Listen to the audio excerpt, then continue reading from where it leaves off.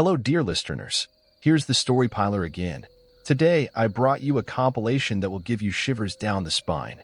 I hope you have a good time while listening. Don't forget to like and subscribe. Be seeing you. I found something terrifying on my boyfriend's Reddit last night. Hi, Reddit. I'm not really sure where to post this or even how to explain what I'm feeling right now. I'm honestly terrified.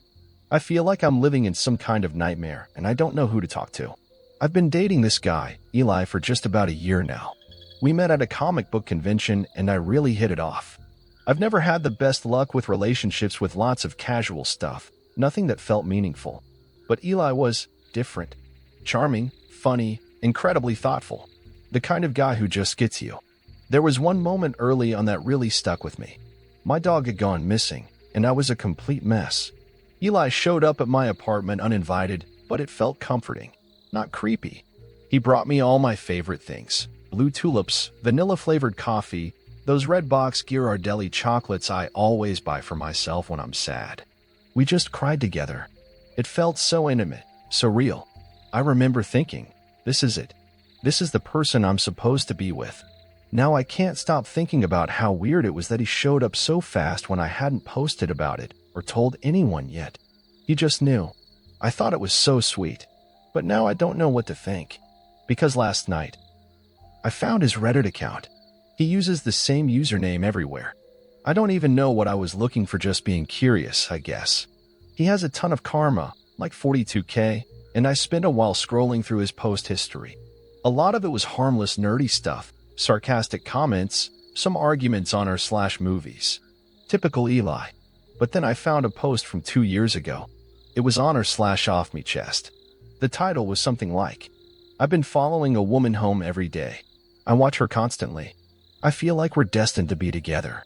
I swear to God my heart stopped. I clicked on it, my hands were literally shaking, and as I read, everything just clicked. The way he described her, where she lived, what she wore, her job, her apartment building, her dog. It was me. It was definitely me. In the comments, he talked about how he was planning to bump into her organically. He said he knew what kind of flowers to get. Someone mentioned how emotional vulnerability can be a way to build intimacy. He replied saying, tragedy brings people closer. And that's when I thought about my dog. My dog went missing under the weirdest circumstances. No broken gate, no signs of digging, nothing stolen, just gone. And I remember thinking it was strange that he'd never wandered off before, not even once in 5 years. Eli helped me search for him for hours that day. I cried, he held me, and he said, maybe this is the universe pulling us closer together. And now I can't stop thinking that Eli did something to him, that it wasn't an accident, that he made it happen just so he could be there for me.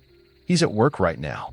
I'm just sitting here in the apartment we share, staring at my laptop and feeling like I'm going to throw up. I don't know what to do. I feel paralyzed. I want to run, but I'm scared. What if he's watching me right now? What if he finds me? I don't even know if this is the right place to post this. I just needed someone to hear me. My dad and I took a hike on the Appalachian Trail, and he didn't follow the rules. He put us both in mortal danger. The forest is older than you, older than your God. Show respect, or be forgotten.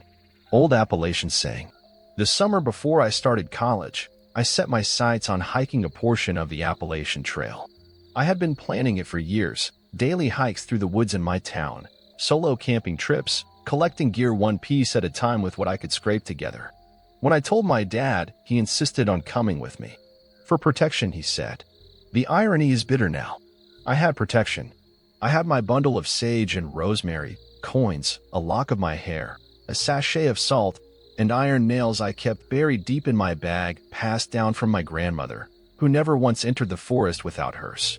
I also had protection against the more mortal predators, bear spray, a knife, a taser. But no talisman in the world could prepare me for what we'd awaken. When I showed Dad my supplies, he laughed. You mean your little bags of seasoning and trinkets? Those won't save you from a bear or a murderer. They weren't meant to, I had muttered. Rule 1. Keep salt and iron on you. I learned that salt purifies and iron protects. A line of either can mean the difference between going home or being taken. The trailhead was too quiet when we arrived. Not peaceful, empty. The air felt wrong, like the forest was waiting for something. Watching. The leaves didn't rustle. The birds didn't sing. Dad didn't notice. He stomped along in brand new boots, whistling a tune off-key. His cheerful noise died instantly after leaving his lips, swallowed by the woods.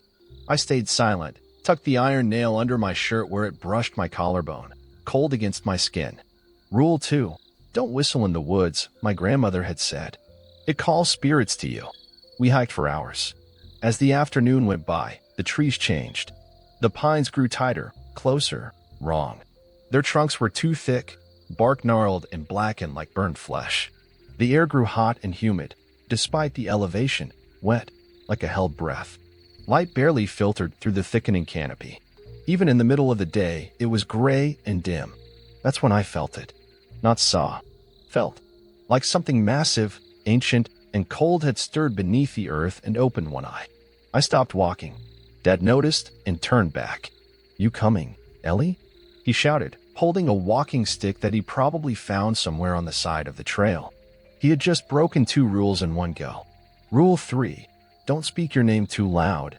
It lets them know who you are. Rule 4. You never take things from the forest. Leave every stone, stick, and bone as you found it, I remembered. Some things belong to the forest. Some things guard it. Yeah, I lied, noticing that we had somehow wandered off the main trail. Hopefully not too far. I shouldn't have been blindly following my dad, knowing that he didn't know how to read trail markers. Rule 5. Stay out of hollers you don't know. Some places are thin, I'd read. Time folds. Trails change. You might walk forever and never leave. We kept going, trying to veer back towards the main trail. Then we saw it, right in the center of the path. A pile of blackened stones encircling a bare patch of dirt, and in its center, a bundle of twigs bound tightly with hair. Human, by the look of it. Long, reddish-blonde strands matted together with something dark. The air stank copper, rot, and blood baked into the soil. Leave it, I said, my voice low and sharp. It's a warning. Dad knelt down and poked at it with his walking stick. Probably just some hiker's weird little voodoo project. Don't let it freak you out. And then he muttered superstitious nonsense. Under his breath. Dad, stop. Don't touch it. But it was too late. The stick scattered the stones. The wind shifted instantly sharp, cold, unnatural. It cut through the trees, though not a single branch moved. Then came the whistle. Not like Dad's rambling melody. It was a piercing, slow, almost human sound that climbed and fell in a way that made my teeth hurt. It came from nowhere. Everywhere. Behind us. Ahead. Dad stood up abruptly. Did you hear that? I grabbed his arm. Don't look back. Don't speak. Walk. Now. We walked. But now all signs of a trail were gone. The trees closed in behind us. We passed the same tree again and again, its bark split in 3 deep, vertical slashes, too wide to be from a bear. How the fuck are we going in circles? Dad barked. We've been walking straight the whole time. A second whistle cut through the air closer this time. Run. I screamed. We ran. Branches tore at us, a fog suddenly descending and obscuring our vision. Something moved through the trees with us, long-limbed, unnaturally fast. I caught glimpses. A shape with too many joints. A body that bent the wrong way. A face that shimmered and changed, wearing my face. Then his. Then neither. Rule 6. That's not a deer. My grandmother had sat me down, a grave expression on her face. If it walks like a deer, but the joints are wrong, if it looks at you like it knows you, if it stands on 2 legs. Run. Don't scream. Don't look back. Looking back is an invitation to follow. We didn't stop running until night fell and the thing was no longer behind us. Dad collapsed onto a log, panting and pale. I think we're lost, he whispered. You think? I hissed, already digging into my pack for the salt. We should set up camp, I said. No way we're finding a way out in the dark. He didn't move. Just sat there, shivering. Ellie, that thing. It looked like a deer, but it wasn't. It stood like a man. And its face. My God, its face. He trailed off. You shouldn't have touched the stones. My voice was flat. Help me with the fire. Dinner was tasteless. Quiet. I didn't even bother to finish my food. I poured a ring of salt around our camp and placed iron nails at each corner. It was all I could do. I woke to absolute darkness. The fire was out. The forest had gone still. Deadly quiet, like a killer sneaking up on a sleeping victim. Then, I heard it. Dad. Dad, help me. My voice. But not. Off-pitch, like a recording played at the wrong speed. The cadence all wrong, like someone trying to speak a language they didn't understand. I froze in fear, my heart pounding out of my chest. Dad was already out of his tent, stumbling toward the sound. "Ellie, where are you?" he shouted. I burst from my tent and grabbed his arm. "That's not me. I'm right here." He jumped and screamed in alarm and then turned to me, shaking. "Then who the fuck is that?" "Listen." We stood in silence. "Then, Dad, I'm scared. Please help me closer." And closer. The underbrush rustled just past the tree line. I turned slowly. Something stood just beyond the edge of camp. Glowing eyes.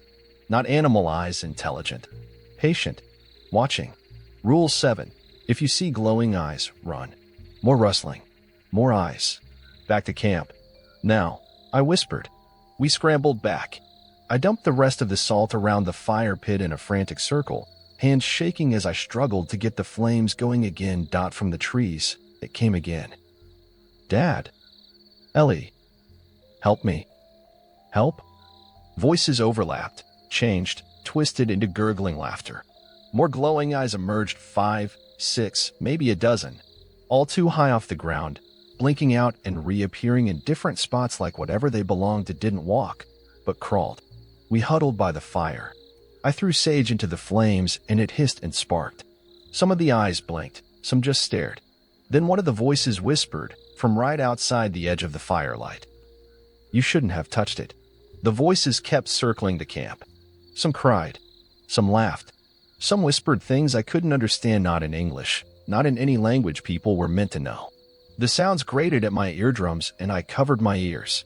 Dad sat stiff and pale beside me, eyes wide, clenching the iron nail I'd forced into his palm earlier. He looked like he wanted to scream but couldn't open his mouth. Like something might crawl in if he did. I knew we couldn't sleep. We couldn't even blink for too long. We waited, the fire our only defense. My hand hovered near the salt pouch, though it was nearly empty now. Something flickered at the edge of the flames. Not in the shadows, inside the fire itself. A face. Not a reflection. A face. Watching. Smiling. Hungry. "This isn't just a haunting," I whispered. "It's a feeding ground." The forest had sealed us in. It wanted stories. Memories. Faces. Flesh. And we had trespassed.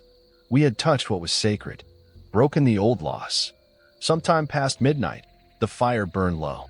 And that's when the laughing stopped, replaced by another sound. Footsteps. Right at the edge of the salt. Heavy. Human. Then, "Ellie, you always did love the woods." I froze. That voice. It was my mom's. She died when I was 8. She'd been buried in the churchyard 3 towns over, her lungs filled with pneumonia and prayers.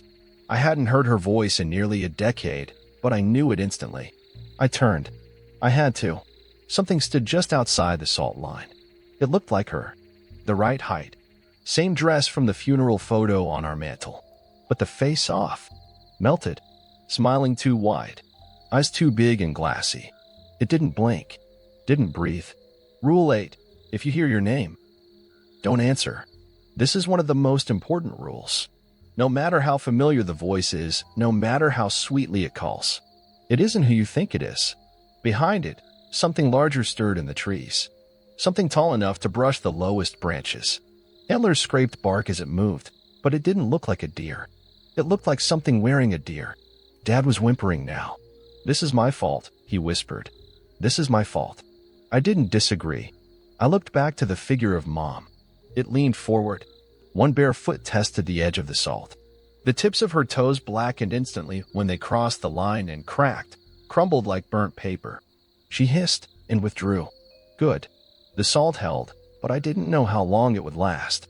I didn't know what else to do. So I did the only thing left. I asked for help. I pulled the last of my offerings from my pack. 3 small items wrapped in cloth, a coin, a piece of bread, and a strand of my own hair. I walked to the center of camp, knees shaking, and placed them down carefully on a flat stone by the fire. Then I whispered the oldest words I knew. Words my grandmother taught me when I was barely old enough to speak. For those who walked before, for those who guard the green, we mean no harm. Let us go unseen. Rule 9. Leave offerings if you must pass sacred ground. A coin, a sweet, a bit of bread. The old ones watch. Be polite. Be grateful. Do not speak their names. The forest shuddered. The wind roared suddenly through the trees, though the leaves didn't move. A deep groan echoed beneath the earth, like old roots pulling themselves free. The figures at the edge of the salt?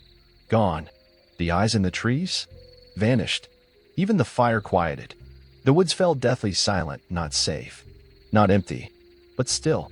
Like something ancient had just turned its head away, deciding for now to let us go. The sun was beginning to rise. Now, I said, grabbing Dad by the wrist. We go now.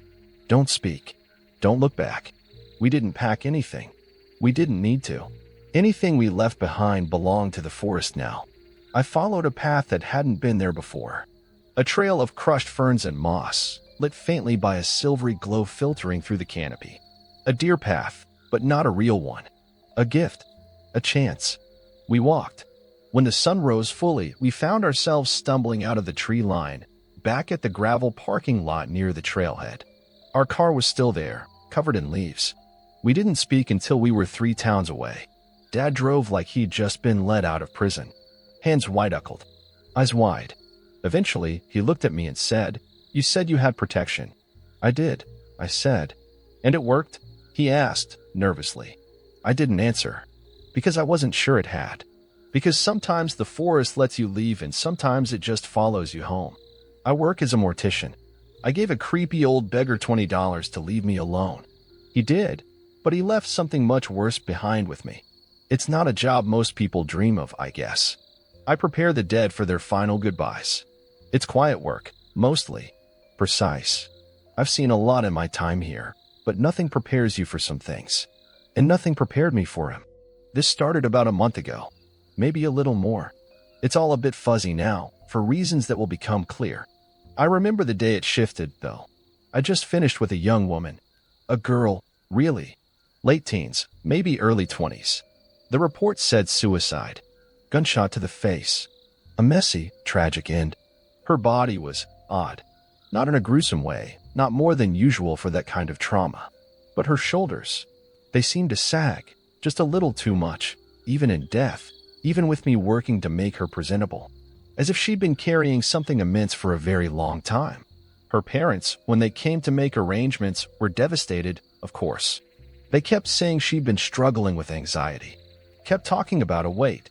Said she always complained about a terrible weight on her shoulders, a physical burden nobody else could see or understand. They said she insisted it wasn't just a feeling, it was real. I nodded, listened. Grief does strange things to people, makes them fixate on details. I did my work, tried to offer what little comfort I could. She was buried a few days later. And then he started appearing. The old man.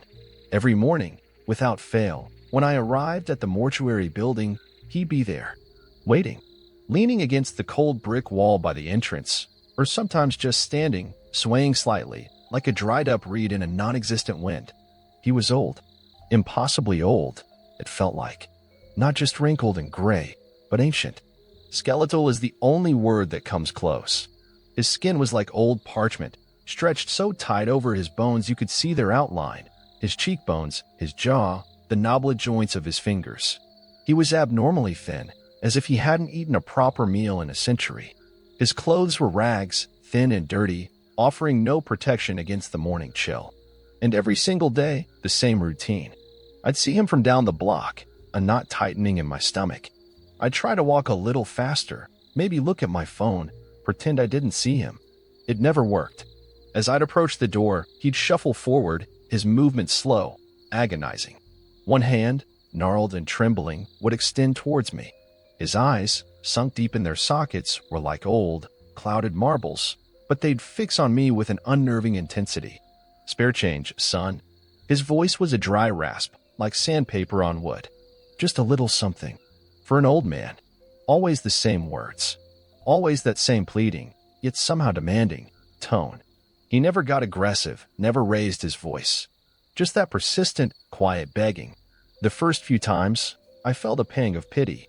He looked so wretched. I gave him $1, maybe $2. He'd snatch it with surprising speed, his thin lips pulling back in what might have been a smile, or maybe just a grimace. Then he'd shuffle away, disappearing around the corner. But he was back the next day, and the next, and the next. My pity started to wear thin. It became an annoyance, a daily irritation I had to navigate just to get to work. Why me? There were other people going into the building, other businesses on the same block. But he only ever approached me. He'd be there when I arrived, and gone by the time anyone else showed up. It was like he knew my schedule. I started to ignore him. I'd walk past, I straight ahead, headphones, and even if I wasn't listening to anything, he'd still try. That raspy voice would follow me. Son, just a little something. I'd feel his gaze on my back until I was through the door. It made my skin crawl. The building manager saw him a couple of times, shooed him away. He'd go, docile as a lamb. But the next morning, he'd be back, waiting for me. I began to dread going to work, not because of the deceased I had to care for, but because of the living ghost at the door. He never touched me, never got too close, but his presence was a constant, gnawing pressure. It felt targeted. I wondered, briefly, if he was some distant, destitute relative of one of the families I'd served. But that didn't make sense. His appearance was too extreme, too unsettling. And this all started, I was sure of it, right after the young woman, the one with the weight, was laid to rest.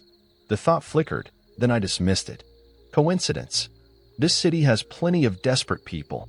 But the daily ritual continued. The skeletal figure, the outstretched hand, the raspy plea. Some days I'd give in, shove a bill into his hand just to make him go away, to stop that awful, expectant stare. He never said thank you, just took the money and vanished. Other days, I'd steel myself and walk past, the guilt and annoyance warring within me. This went on for weeks. It felt like months. My sleep started to suffer. I'd see his face in my dreams, that skeletal, waiting figure. I was jumpy, irritable. My colleagues at the mortuary noticed I was on edge. I just shrugged it off, said I wasn't sleeping well. How could I explain this? That an ancient-looking beggar was singling me out every morning? They'd think I was losing it. Finally, one morning, I snapped. I'd had a particularly bad night, filled with those hollow, staring eyes. As I approached the building, there he was, same spot, same pose. Son? A little help for an old man? Look, I said, my voice sharper than I intended. I can't keep doing this. You need to find somewhere else to be. He just blinked, slowly. That hand remained outstretched. Just a little something, son. Frustration boiled over. No, not today. Not anymore. You need to leave me alone. He didn't react, didn't flinch. Just kept that hand out, his gaze unwavering. It was like talking to a wall, a particularly creepy, emaciated wall. That was it. I pulled out my phone. I'm calling the police, I told him, my hand shaking slightly as I dialed. This is harassment. He watched me dial, his expression unchanging. It was unnerving. He showed no fear, no concern. Just patience. The dispatcher took my report. Loitering, persistent begging, causing distress. They said they'd send a car when one was available. I stood there, a few feet from the old man, waiting. He waited too, perfectly still. The silence was heavy, broken only by the distant city sounds. It felt like a showdown, a ridiculous, pathetic showdown. A patrol car pulled up about 20 minutes later. 2 officers got out, young, looking bored. I explained the situation. How this man was here every day, how he only approached me, how it was becoming a serious issue. They looked at the old man. He just stood there, looking frail and harmless, a picture of pitiable old age.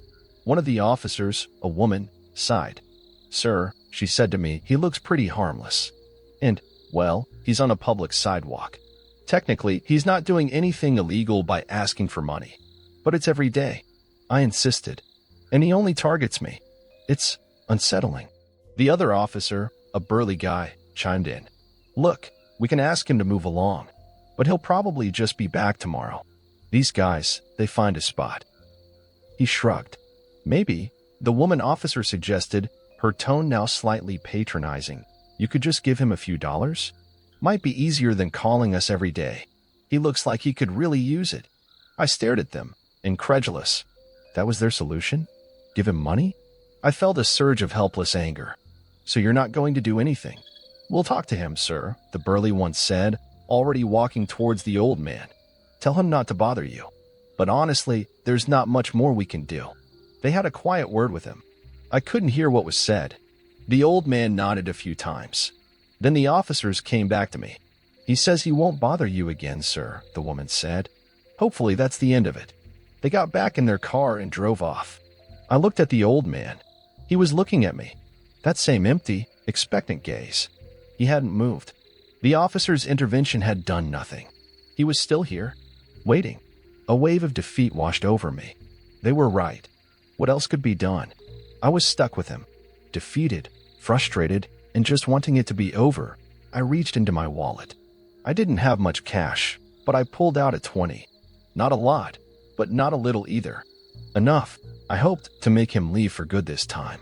Maybe enough for a decent meal, a warm place for a night. I walked over to him, held out the bill. Here, I said, my voice flat. Take it. And please, just go. His skeletal fingers, surprisingly nimble, plucked the 20 from my hand. For the first time, I saw something flicker in those clouded eyes. A glint. And his lips pulled back into that smile grimace, wider this time. It sent a shiver down my spine. He didn't say a word. He just turned, with that same slow, shuffling gait, and walked away. He didn't look back. He rounded the corner and was gone. I stood there for a long moment, the spot where he'd stood feeling suddenly, strangely empty. A profound sense of relief washed through me.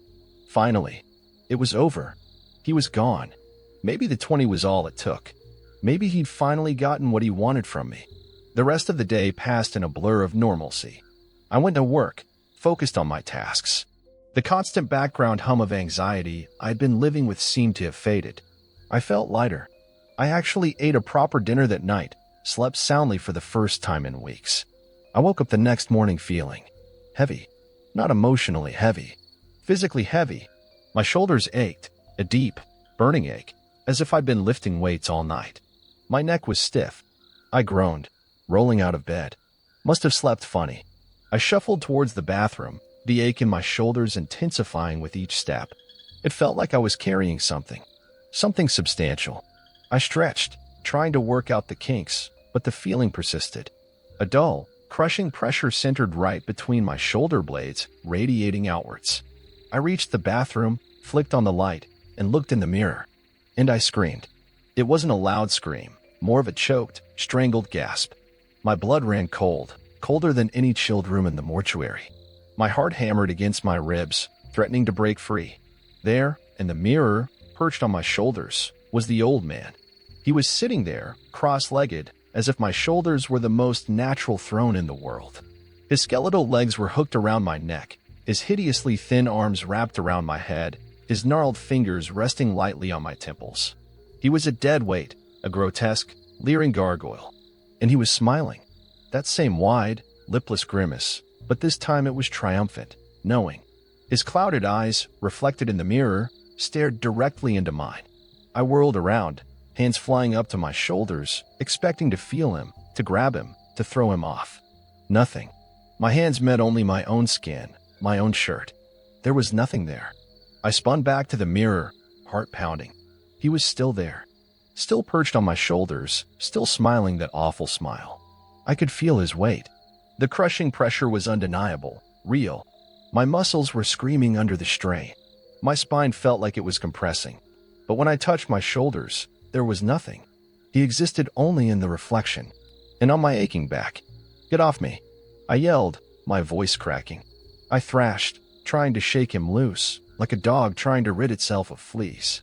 I jumped up and down. I spun in circles. Nothing happened. In the mirror, he remained perfectly balanced, his smile unwavering, his eyes fixed on mine. He didn't even sway. Panic, raw and primal, clawed at my throat. This wasn't real. It couldn't be real. I splashed cold water on my face, looked again. Still there. I pinched myself, hard. I was awake. This was happening. I tried talking to him, to the reflection. What do you want? Who are you? My voice was a desperate whisper. No response. Just that silent, knowing smile. His weight seemed to increase, pressing me down. I stumbled out of the bathroom, avoiding mirrors. But I could still feel him. That terrible, crushing burden. The girl. The young woman who'd carried her weight. Her slumped shoulders.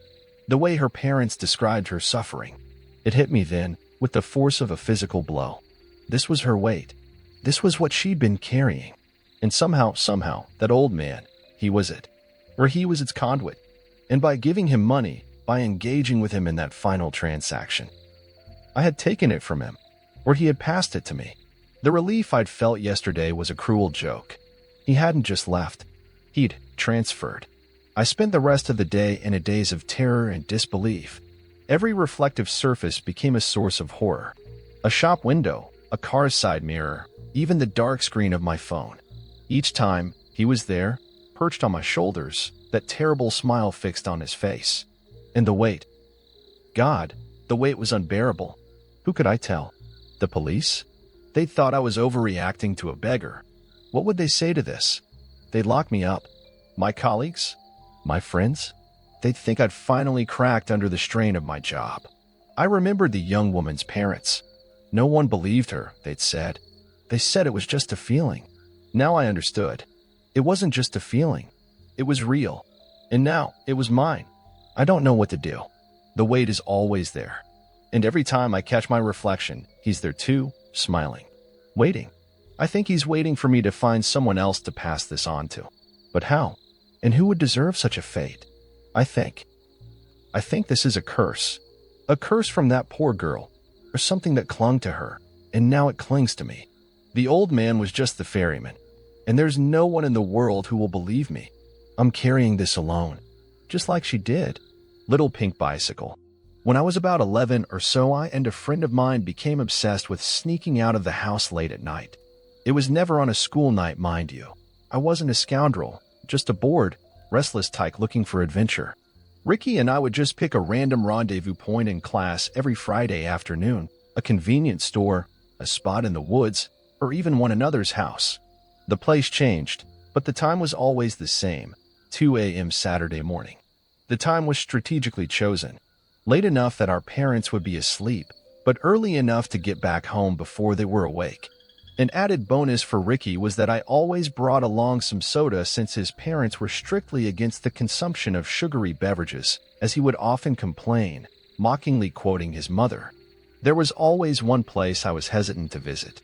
Ricky suggested it every time, but I wouldn't even consider it, pleading for him to quit bringing it up. It was a waste of time. I was dead set against it. It was the old railroad bridge over Mill Creek where some teenage boy had hung himself. I bet it's haunted, he would say. I know. You don't play around with that stuff. You never know what'll stick to you, what you'll bring home. I would advise. I thought it was sage advice and really believed it. I didn't believe in provoking the spirits. I didn't play with Ouija boards or spin around in front of a mirror insulting some long dead witch just for kicks. Nope, leave them things be. But his persistence paid off. Against my better judgment, I finally agreed. I stealthily made my way out of the house that Saturday morning. In the movies, the protagonist always moves under the cover of thunder, masking unwanted sounds that could expose their whereabouts. I, on the other hand, had my dad snoring. The man was a blustering storm of snorts, gasps, and panting. My parents never heard the squeaking of the front door, or if they did, it was probably associated with my dad wheezing for air. I went to the backyard and got my bike. I rode down Limestone Road and then turned left onto the access road to the old rock quarry. Halfway down was a dirt path to the side meandering through the woods. It was difficult to see under the nighttime shade of the trees, but with a little concentration I made my way without running off the path. When I reached the edge of the bridge, I saw Ricky's bike lying on the ground. He was standing at the middle of the bridge. Under the moonlight, I could see him waving me onward. As I started walking across the tracks, a new fear began to envelop me, a fear more attached to reality. The bridge hadn't been used in more than 50 years, its stability more than questionable at this point. The metal was rusted, but worse than that, the cross ties were rotted and loose. It was a steep fall to the water below. Falling in the creek during the day was one thing, but during the night was quite another. Nightmare scenarios flashed through my mind. I saw myself falling in the deep, dark water, and pulled under as I tried to swim to a shore by the boy who had hung himself. "Where's my soda?" Ricky asked as I carefully approached. "Crap, I forgot." "It's all right. Next time you owe me too." Ricky turned and looked down into the water. "I dare you to jump in." "No way, man," I responded. "Why? Because that boy's down there?" The same nightmarish thoughts had burrowed through his head as well. We sat down and let our legs dangle. In time, the aura of fear dissipated. The cool night air and the sound of the gently flowing creek lulled us into a sense of tranquility. Then there was a loud screech from below, a sound unlike anything I had ever heard. Ricky and I jumped to our feet and ran toward our bikes. There was no talk. We concentrated on escape. This time my journey across the bridge was swift, the fear of falling replaced by the fear of being caught. We hopped on our bikes and pushed through the forest, up the access road, and out onto Limestone Road. We pedaled up the road a bit before we finally stopped, too tired to go any further. "What was that?" Ricky managed asked after gulping for air. "I don't know, but I think I want to be farther away." It was a hasty trek up Limestone Road to our neighborhood. We parted ways not soon after getting to our neighborhood. I was far from being late. My parents were dead to the world, sleeping without any worry that their boy was not anywhere else but safe in his bed. No, time was still on my side, but I was ready to be back home. I took a shortcut up Goodwin Road. It was a gravel road that ran alongside the railroad tracks. There used to be 5 or so houses opposite the railroad tracks. There was a boy named Timmy that used to live on there. Kids used to visit him just to feel his house shake as the train roared by. Now there were only 2 houses left, one at each end of the street. The house at the end where I entered the street was abandoned. The roof had caved in and most of the paint was peeling off. For some odd reason, the house looked to me like it had a face, a miserable, angry scowl, with an open mouth and bulbous eyes. Most of the other houses were knocked down. The street had only one resident. That house at the other end of the street was well kept. It was quaint and lively, with prune bushes and maple trees. It was somewhat spared the rigors of passing trains since the tracks curved away from the house. It was the only house with a noticeable front yard. The other houses were simply road and a 2-foot-wide patch of grass. As I turned onto the road, I noticed a little bicycle next to the abandoned house, not lying on its side, but standing on its wheels, with no noticeable kickstand. I was convinced that the moonlight was playing tricks on me and that surely the bicycle was leaning up against the house. Then the bicycle started to roll. I waited for it to fall over. I expected it to fall over, but it didn't happen.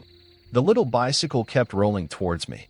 For a second time that night, I was fleeing for my life. I pushed against the pedals like I was stomping a snake, hoping to accelerate my bike to warp speed and well on my way home. I got to the end of the street and turned left onto the adjoining street, crossed the curving railroad tracks and stopped. As strange as it sounds, I was curious as to where the bicycle was going. I turned around half expecting to see nothing, convinced that it was an illusion, an aftermath of adrenaline I had experienced on the bridge. Yet, there it was, slowly making its way up the street. It rolled with careful precision, avoiding rocks and potholes, its spectral operator seemingly well acquainted with the road it was traversing. When it passed under the lone street light, I noticed that the little bicycle was pink with long tassels hanging off the handlebars. It rolled into the well-manicured yard up to the front porch and fell on its side. I called Ricky on Sunday and told him what I had seen. He didn't believe me but was willing to check it out not next Saturday but the Saturday after that. He had to go out of town next week and spend the night at his grandmother's. When the Saturday after next rolled around, I almost decided not to go, but Ricky's skepticism convinced me otherwise. I wanted him to see it, but I also didn't want to see it for myself. I felt like I was tempting the spirits. I didn't want whatever was on that bicycle following me home. This time I decided we should camp down by the tracks near the abandoned house. If the bicycle was still there and started to move, then we would follow it. If it wasn't there, we could explore the abandoned house. Maybe the owner of the other house had tossed it in a landfill, and we would never see it again. Yet, when we got there, the little pink bicycle was right next to the house, upright and ready to roll. "Dude, it's leaning against the house. Your eyes are playing tricks on you," exclaimed Ricky. "Just wait." As soon as I spoke, the little bicycle started rolling out of the yard. Ricky was ready to head the other way, away from the bicycle, but I grabbed him by his shirt and motioned that we should follow it. His eyes grew wide with disbelief. Are you kidding me? The question startled me. Was I kidding myself? Where had this courage come from? I felt at ease that this wasn't an evil entity, that it was probably a little girl, that she was lost or looking for something. I was ready to find out. We followed at a good distance, not riding, but walking our bikes. When it got to the middle of the street, the little bicycle stopped. We stopped and waited. It didn't move. It was as if it knew it was being followed, and it did not like it. After what seemed like an hour, the little bicycle began to move again, went to the front porch, and fell over like before. We watched this play out for 2 more weeks. The same path, from the same beginning to the same end. We were perplexed. We wondered what happened when the owner of the house came out and seen a little pink bicycle in his yard day after day, or did he? Maybe the little bicycle made its way back to the abandoned house sometime after it fell over. We had to find out, so we decided to skip the nightly escapade and come a little bit later one Saturday morning and see where the bicycle was then. We figured around 6 in the morning would be perfect. The next Saturday came, and lying near the front porch was the little pink bicycle. It hadn't moved from that spot since the previous night. Then how does it get back to its house? Asked Ricky. An elderly man dressed in overalls barreled out the front door of the house. He snatched up the bike and threw it in the back of a truck. We could hear him cussing from across the street. He turned his head and saw us camped out near the railroad tracks. He surmised that we were the responsible party, seeing that we were staked out, observing his hilarious reactions. You little shits think this is funny, do you? He yelled. You won't let me have any peace. He sauntered across the street and grabbed me by the collar. What's your problem? I don't have any problems, sir. Why do you keep putting that little girl's bike in my yard, night after night? I don't know what you're talking about, mister. I lied, of course, but I didn't know how to explain it. I didn't kill her. It was an accident. My boy paid for it. He paid for it on that bridge. Damn it, he paid for it. He paid for it. Leave me alone. The man started bawling and fell to his knees. He reeked of alcohol and body odor. The disheveled man was steeped in misery, never looking up to notice that we had moved on. On our way back to my house, we discussed what we had heard. That was his boy that hung himself on the bridge, explained Ricky. His boy must have somehow killed some kid, a little girl. I didn't kill her. That statement kept running through my head. But why did he say he didn't kill her? I asked. I don't know, answered Ricky. I think I do. That old man needs to see how that bicycle gets to his front porch every night. We formulated a plan. Yet another Saturday near the railroad tracks. The variety of our adventures had narrowed, but I wouldn't call it mundane. It was the Saturday of all Saturdays. The last Saturday of our nightly adventures. The Saturday I will never forget. There was a threat of storms. The spirit was parading through its ritualistic pilgrimage, doling out punishment for the unlucky penitent, rolling along on tiny torturous wheels. The old man bared no cross. He carried a little pink bicycle. As soon as it crossed under the street lamp, we ran up the front porch stairs and started ringing the doorbell and banging on the door, yelling and screaming nonsense, anything that would provoke the dead to awaken. We caused such a commotion that we were sure the old man would come out and shoot us or call the police, but we had to take a chance. The porch light came on. The door slammed open. The old man stormed out in nothing but a pair of underwear and a white tank top. What in the hell is going on? The old man shoved Ricky into the front porch swing. Thunder exploded. A train horn blared in the distance. Look, mister. I pointed towards the bike. What are you yapping about? I'm calling the police, but not before I tanned your hides. Look down there, you stupid old bastard. The old man cut his eyes at me, surprised at my boldness. He gingerly made his way down the stairs and stood out in the yard. Rain poured down, slanting with the brutal wind. The little pink bicycle wavered, but never fell. It moved forward, directly toward the old man, deviating a bit from its usual path. He backed up, his arms and legs shaking with fright. The ground began to shake. The old man cried aloud, blustering about something. He was difficult to hear with the storm and the approaching train. Forgive me. Forgive me. I heard through the brief respite in the storm. Thunder and horn blared again. The rain picked up. The ground shook. The old man turned and ran towards the track. He paused, looked back, and then dove in front of the train. His body was thrown a good distance in front of the train. A glare of shadow momentarily blocking the engine's headlight was the only indication that the man had not yet been run over. The train brakes squealed, but the train kept on moving. By now the old man was mincemeat. It rolled and rolled forever, murdering and erasing the old man from existence. Finally, mercilessly, with a deadening finality, the train stopped, the track shook, and the rain stopped. We didn't stick around for the police. We had nothing to explain. The old man committed suicide. No one saw us. We didn't cause it, or at least that's what I told myself. I wanted confession, not suicide. My expectation was far less macabre. It was a lesson learned, a lesson I had already anticipated, something I had already known. Never tempt the spirits. Some months later, on a Saturday, of course a Saturday, I woke up to find lying in my front yard a little pink bicycle. I didn't see it as threatening. No, I think it was a thank you. Thank you for justice. I hope at least. I hope it's not my cross to bear for what I did. If it is, then oh well. Some 30 years on, I've kept it. My wife thinks it's strange, my obsession with this little pink bicycle, but I keep it because I don't want her to be lonely. I hope she's moved on. I hope those little wheels don't ever start turning again. Don't drive on South Fork Road with tail light out. There is only one road that leads to Jacob's Landing, considered an isolated hive of poor white trash by neighbors. Most Americans would describe as such. It lies at the far end of South Fork Road, a narrow trail that remained unpaved until the past 10 years. If you want a mental image of the community, then picture any poor post-industrial town in Ohio or West Virginia, place it on the coast, and make it smell like rotting fish. I'm not saying this to be rude. I still call the place home, but I am honest about where I live. And I feel that this is needed context to explain the atmosphere in which this story occurred. Growing up, there were always stories us kids would tell each other about the thing with too many eyes that lived in the woods, or old lady so-and-so who was a witch. But one was a favorite of the local gossip circles, and that was the story of the silent patrol car. As the story went, sometime between 1960 and 1980, a sheriff's deputy who might have been named Hank, if you go by the version my older brother tormented me with as a boy. Sometimes the name is changed to Bill or James. These were also favorite names, depending on who was telling the story. Whoever he was, this young man was assigned to a speed trap along South Fork Road during a dark and misty night.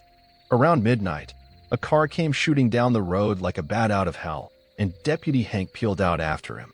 From here, the story us kids told would veer into an exciting car chase stolen from whatever movie we had seen most recently and entirely divorced from the local geography. But it always ended the same, Deputy Hank going off the road and smashing into a particular crooked old tree just outside of town. The legend went like this, that to this day, between midnight and sunrise, anyone who broke any law on South Fork Road would find a patrol car appearing behind them out of the mist. It would chase you down all the while making no sound, until you either went off the road yourself or made it past the tree where the story claimed he met his grisly end. For 47 years I have lived here, and never believed a single one of the silly stories I heard as a child, but after what just happened, I'm convinced this one is true. Last night I was in Whisper Bay, biggish town north of here, attending a Memorial Day party at an old friend's house. As I was leaving, he ran alongside my car and warned me that my right tail light was out, and to watch out for cops as I drove home. I swore at the inconvenience, thanked him, and began the drive home.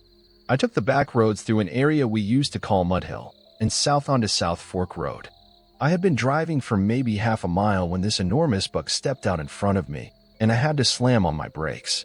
It stopped in the way of deer and looked at me as if I were the suicidal maniac and not the damned kamikaze animal in front of me. That's when I noticed the flashing lights in my rearview mirror. Not wanting to block the road, I pulled ahead and off to the side to wait for the cop to give me a hard time about the tail light. But as the lights got closer, I realized they were not slowing down. My first thought was that he was responding to an emergency in town and didn't know or care about my broken tail light. But it soon became clear that he was heading right for me. I slammed on the gas, thanking God I hadn't turned off the engine, but it wasn't enough as the grill of the old patrol car slammed hard into the back of my truck, jarring my head forward into the steering wheel with a sharp knock that left blood dripping down my face from a small cut above my eyebrow. The first thoughts that went through my mind, after I could think it all, were, of course, that the officer had some kind of medical emergency behind the wheel and needed help. But as I looked back at the cop who was already backing up, something came over me that I cannot explain. Some animal part of my brain, some hunter's instinct from our mammoth killing days, told me to run. And when there was no doubt that the car was lining up to make another run, that is exactly what I did. I hit 80 as fast as I could, and that old patrol car was matching my speed exactly. It was then that I realized that I could only hear the roar of my own engine, and not the V8 growl of his. The story of the silent patrol car came back to me from its childhood tomb, and pushed my needle even farther into the red, as blood flowed thicker now into my eye, half blinding me as I raced. I was going 100 by the time I could see the lights of town through the woods and had no plans on stopping. That gnarled old tree that had killed its share of drunks was rushing up on me, and I honestly didn't care if I made it past or died in the attempt. Now, as I write this in hindsight with an ice pack on my head and a cigarette in my hand, I find it hard to believe what happened to me.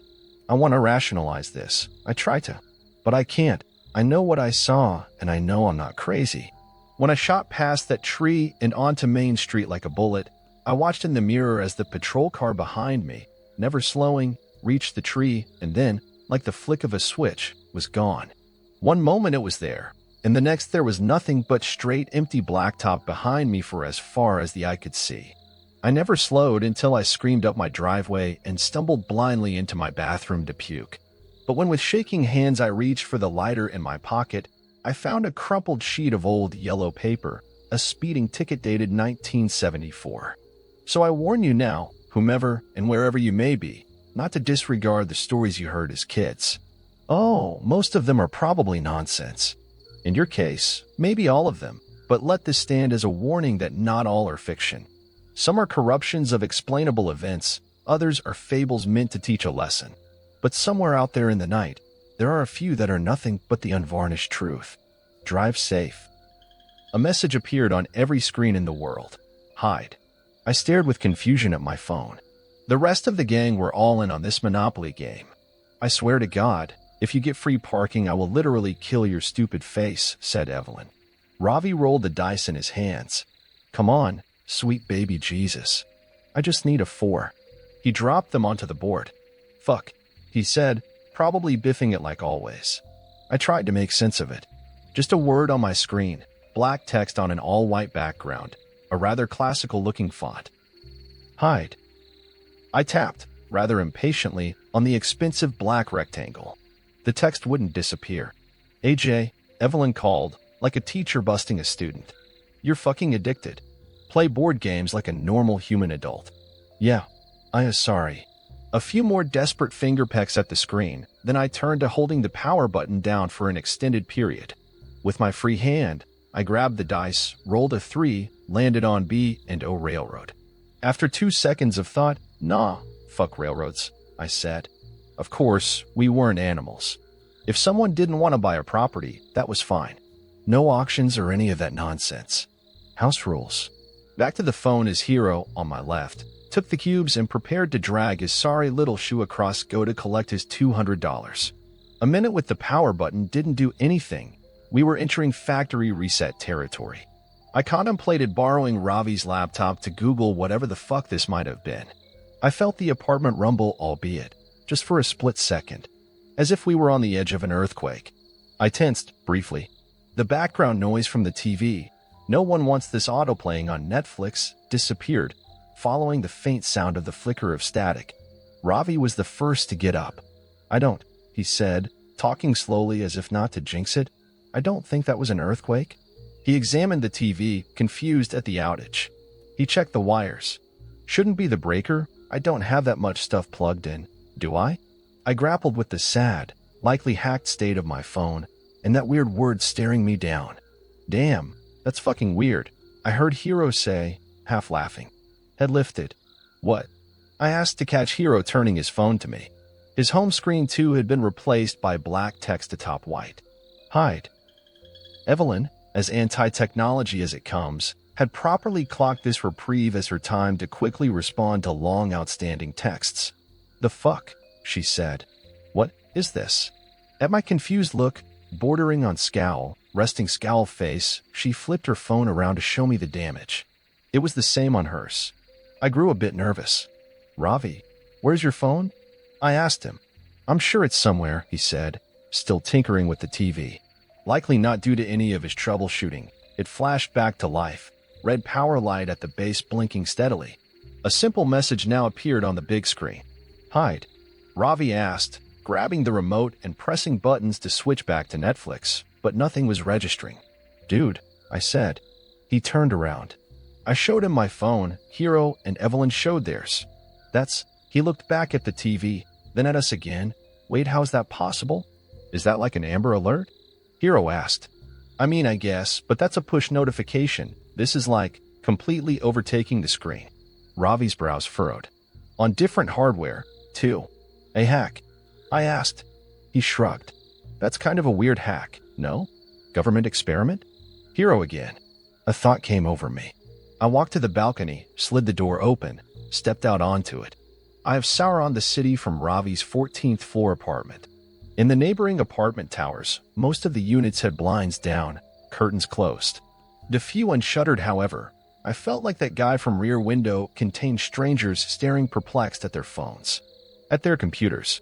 The sides of bolted-to-the-wall TVs, barely visible to me, displayed the same white background with text atop it. What I was seeing, everyone else was seeing. The others joined me on the balcony. Whatever it is, it's at least hit this block, I said. I looked down at the city streets. Most of the people below caught in a similar holding pattern of standing frozen, heads fixed to their devices. I guess we don't have anything to call the cops with? Hero, I'm sure they're aware. Me, maybe wait it out until they fix it? Ravi, I nodded.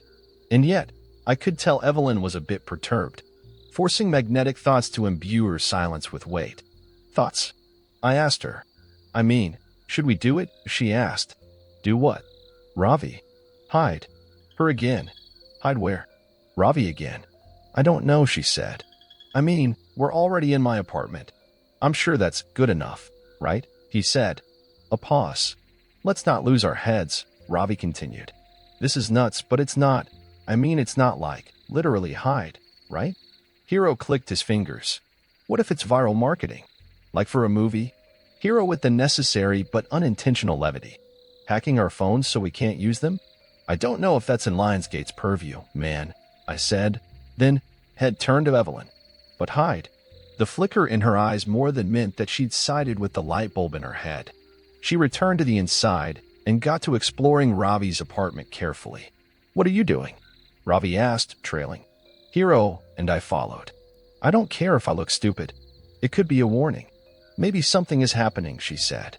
We're in a box, basically, said Ravi. We're fine, F. But the fucking thing, she motioned to the TV, then to her own phone, says hide. Maybe it's that literal. She continued scouting, finally settling on the sliding closet in Ravi's room, the best she could come up with in his 600-square-foot quarters. I'll do here unless you think there's better. Evelyn, Ravi stressed. She shuffled in, past hung garments, scooching to the end to make space. I'm gonna close the doors soon, and if you're all really my friends, you'll join me. Awkward silence until Hero chimed first. I mean, guess it's good to be safe, right? He went for it, second-guessed for a second, then committed to entering. You guys get the luxury of laughing at me forever if I'm dumb. Win-win, she called while Hero wedged in beside her. A compelling argument, certainly. Begrudgingly, I followed, tucking in next under Ravi's dress clothes. There was still room for him inside his own closet. Fucking hell, he caved, joining last, sliding the door closed to introduce darkness. I went back to my phone. Still that classical font. Still that mandate. How long do we have to stay in here? Ravi asked. 5 minutes, she said. Yeesh, he tagged. And then we sat in stillness for a while. Distant tick-tick-ticks of the clock in the living room bringing down the blood pressure a tad. It all felt silly. Kind of fun. Remember when we went camping at Sunlight Groves? Hero asked. Glamping, Ravi clarified. Ev thought she saw a bear. Hero laughed. A bear and its cub. It was dark. It fucking looked like bears, she said, half laughing herself. I heard noises too. Bears at Sunlight Groves, he said again. Saddest patch of trees in America. Guys, Shut up. We're here, so let's commit to the bit. Before the conjuring doll gets us, said Ravi, surprisingly not bitterly. We kept our trap sit for another minute. Eyes at my phone again. Hide, nonsensical, all of it really, but in a way that was starting to sit more and more uncomfortably for me. What do you think it is? Hero whispered. I shook my head. Evelyn with the light shrug. Ravi with a deep inhale before speaking. I mean, obviously sophisticated, he said, voice low. Like it's obviously something. I waved my phone. My bank is on this, and it's bricked now basically? I'm fucked. They'll figure something out, said Ravi. Powerful knocks at his apartment door all of a sudden. Thundering. Hey, a voice called, muffled through the walls. Ravi, you there? Evelyn braced. Who is that? A skinwalker, obviously, replied Ravi. Kidding, my neighbor Monica. Evelyn reached across me and heroed a tug at Ravi's sleeve. Are you positive? Yes, and I should probably get it. You said 5 minutes, she said. Yeah, but I'm being a pretty trash neighbor right now, he replied. The knocking persisted. So did the words. I have this weird thing on my phone. Brad has it too. It says hide? TV same thing, computer same thing. I don't know how to reach anyone or what to do, the neighbor trailed on. Ravi blew air out of his nose. All right, this is stupid. I'm gonna. No, said Evelyn, but then all of a sudden. He stopped. We all stopped. I felt something. Something very, very real. No knocking anymore. Or at least, I couldn't hear anything. Not the tick of the clock, nor the soft rustle of us against clothing. It was like the world was holding its breath. Like there was a presence. Right outside the closet. Then the sting of static in my ear. Before. It passed. Whatever it was, the feeling dissipated, the sound returned, and I sneaked a glance at my phone. The word hide was gone, and replacing it was my home screen. The silence between the four of us was uncomfortable. Did you feel that? Evelyn finally whispered. No one said anything. Ravi outstretched his arm yet again to slide the door open, but his hands were shaking. You can do it, I whispered. I think we're good. He steeled himself, looking very much like he was crossing some sort of internal threshold. He pulled the door aside, revealing his room exactly as we'd left it. We took it in. I'm gonna answer Monica, he said, with not a whole lot of vigor to his voice, getting up and creeping out of the room. The rest of us followed, stopping in the living room while he continued to the door. I went to Twitter, searched hide, and sorted by new. Evelyn, meanwhile, grabbed the remote from the stand and turned the TV, now hideless, on and maneuvered through the Roku channels. What are you looking for? Hero asked. Just like a live channel, I guess. She replied. The news. My scrolling wasn't yielding anything of help or insight, though it was clear, via the confused posts from seemingly around the whole world, that the scope of whatever happened was global. My focus shifted to Ravi, who was standing on the welcome mat. I pressed against the door's peephole. He hadn't moved in quite some time. Everything all right, man? I asked. He didn't reply. Just stood there, frozen. I approached slowly. She's, I heard him croak. I reached him, patting him on the shoulders and urging him to detach from the door viewer. He finally did, leaning against the wall at first before slowly sliding to a seat on the floor. I peered into the hallway through the hole. Outside, his neighbor, the one knocking, looked like she'd been skewered, decimated. An explosion of blood in the hallway. What? I felt a buzz on my phone. I pulled it out. Again. Before I could even process, I heard Ravi and Evelyn react. There's another one. It says again now. I turned to see the foreboding word on the TV. Fuck. So we should hide again? Hero called. Much like Ravi, I was shell-shocked. AJ, what do you think we should do? He repeated.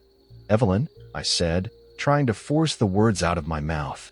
You had good instincts the first time. What do you think? How much time do you think we have? She asked. How much time passed between when I first saw the word hide and when we felt that presence in the closet? It might have been 10 minutes, I heard Ravi mutter, almost lifeless. I don't. Then Evelyn interrupted herself. Wait, what did you just see outside? She started approaching the door. I stopped her. I don't think it'll be good for you to see it. Are you serious? She responded. Yes, I said, immediately realizing that lying might have been smarter. We can't assume we have the same amount of time, Ravi added. I went with my pitch. Do we try the same spot? Hero started pacing, thinking, tapping his foot. If we think about it, it said, hide, and we hid. Now it's saying again, and obviously that means that whatever happened is gonna happen again. He gave us a look, as if he could see, in our drained expressions, what was waiting on the other side of the door. That's a great recap, man, I said. What I mean, he said, struggling, is that when you'd play, as a kid, if you kept picking the same spot over and over, eventually it'd catch up to you. Are we really trying to apply some sort of logic to this? Ravi mumbled. Evelyn fortified herself. I think he's right. It's nuts, and I can't believe I'm saying this, but we need to operate on gut. And gut tells me we pick better spots this time. But spots makes it sound like we should split up, I said, looking around, slowly realizing that the limited real estate we had to work with meant this suggestion made more sense than I would have liked. I turned to Ravi. Where should we all go? He shook his head, palmed his forehead a few times as if to slap himself back to reality. We do, he started, thinking, 2 under my bed, he grimaced, letting neurons collide in his mind. One of us in the utility closet, the other, laundry closet. He got up and pointed. One of the closets was right behind me. Life in him again. Now, my eyes flitted to Hero and Evelyn, who ran into the bedroom. Ravi gave me a nod before entering the laundry closet and awkwardly squeezing in with the washer and dryer, closing his door. I entered the utility closet and closed mine. Rather, I tried to. The door wasn't clicking shut. Fuck, I said. Ravi, the door, it's not. But then I fought the urge to say anything more. If time was up, I'd compromise my spot. Hell, compromise his spot too if I kept talking. I tried a few more times to get it to close, then I committed, terrified out of my mind, to gripping the handle and holding the door shut. I tried to keep my shaking hand and quickening breath in check as the silence overtook again. Complete silence, and then that presence. I felt a light tug at the door. I kept my hold firm but didn't try to overpower, didn't want to completely give it away. And again, it stopped. The feeling disappeared, and I waited 15 seconds before sneaking a look at my phone to see that the again warning was gone. I heard the sound of Ravi's door swing open first. I followed with mine. He was emotional. I forgot that door is fucked. I got scared, man, and I was. You're all good. It's all right, man. I know. I even heard you call for me, and I didn't. I panicked, and I thought it'd. We're alive, man. It's all right.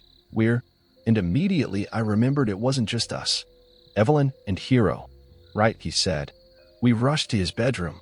Nothing at first. The two hadn't emerged yet. For a moment, the horrifying thought that we'd be pulling their corpses out from under the bed rushed past me. Guys, I said, coast is clear. Quick. Silence. For quite some time, before they finally shuffled out in one piece, alive. As they shifted from crawl to bend to standing, I wanted to hold them. Hold everyone. For just a second, I felt a newfound appreciation for life and their faces and personalities. Another buzz on my phone. I took a look. Break time.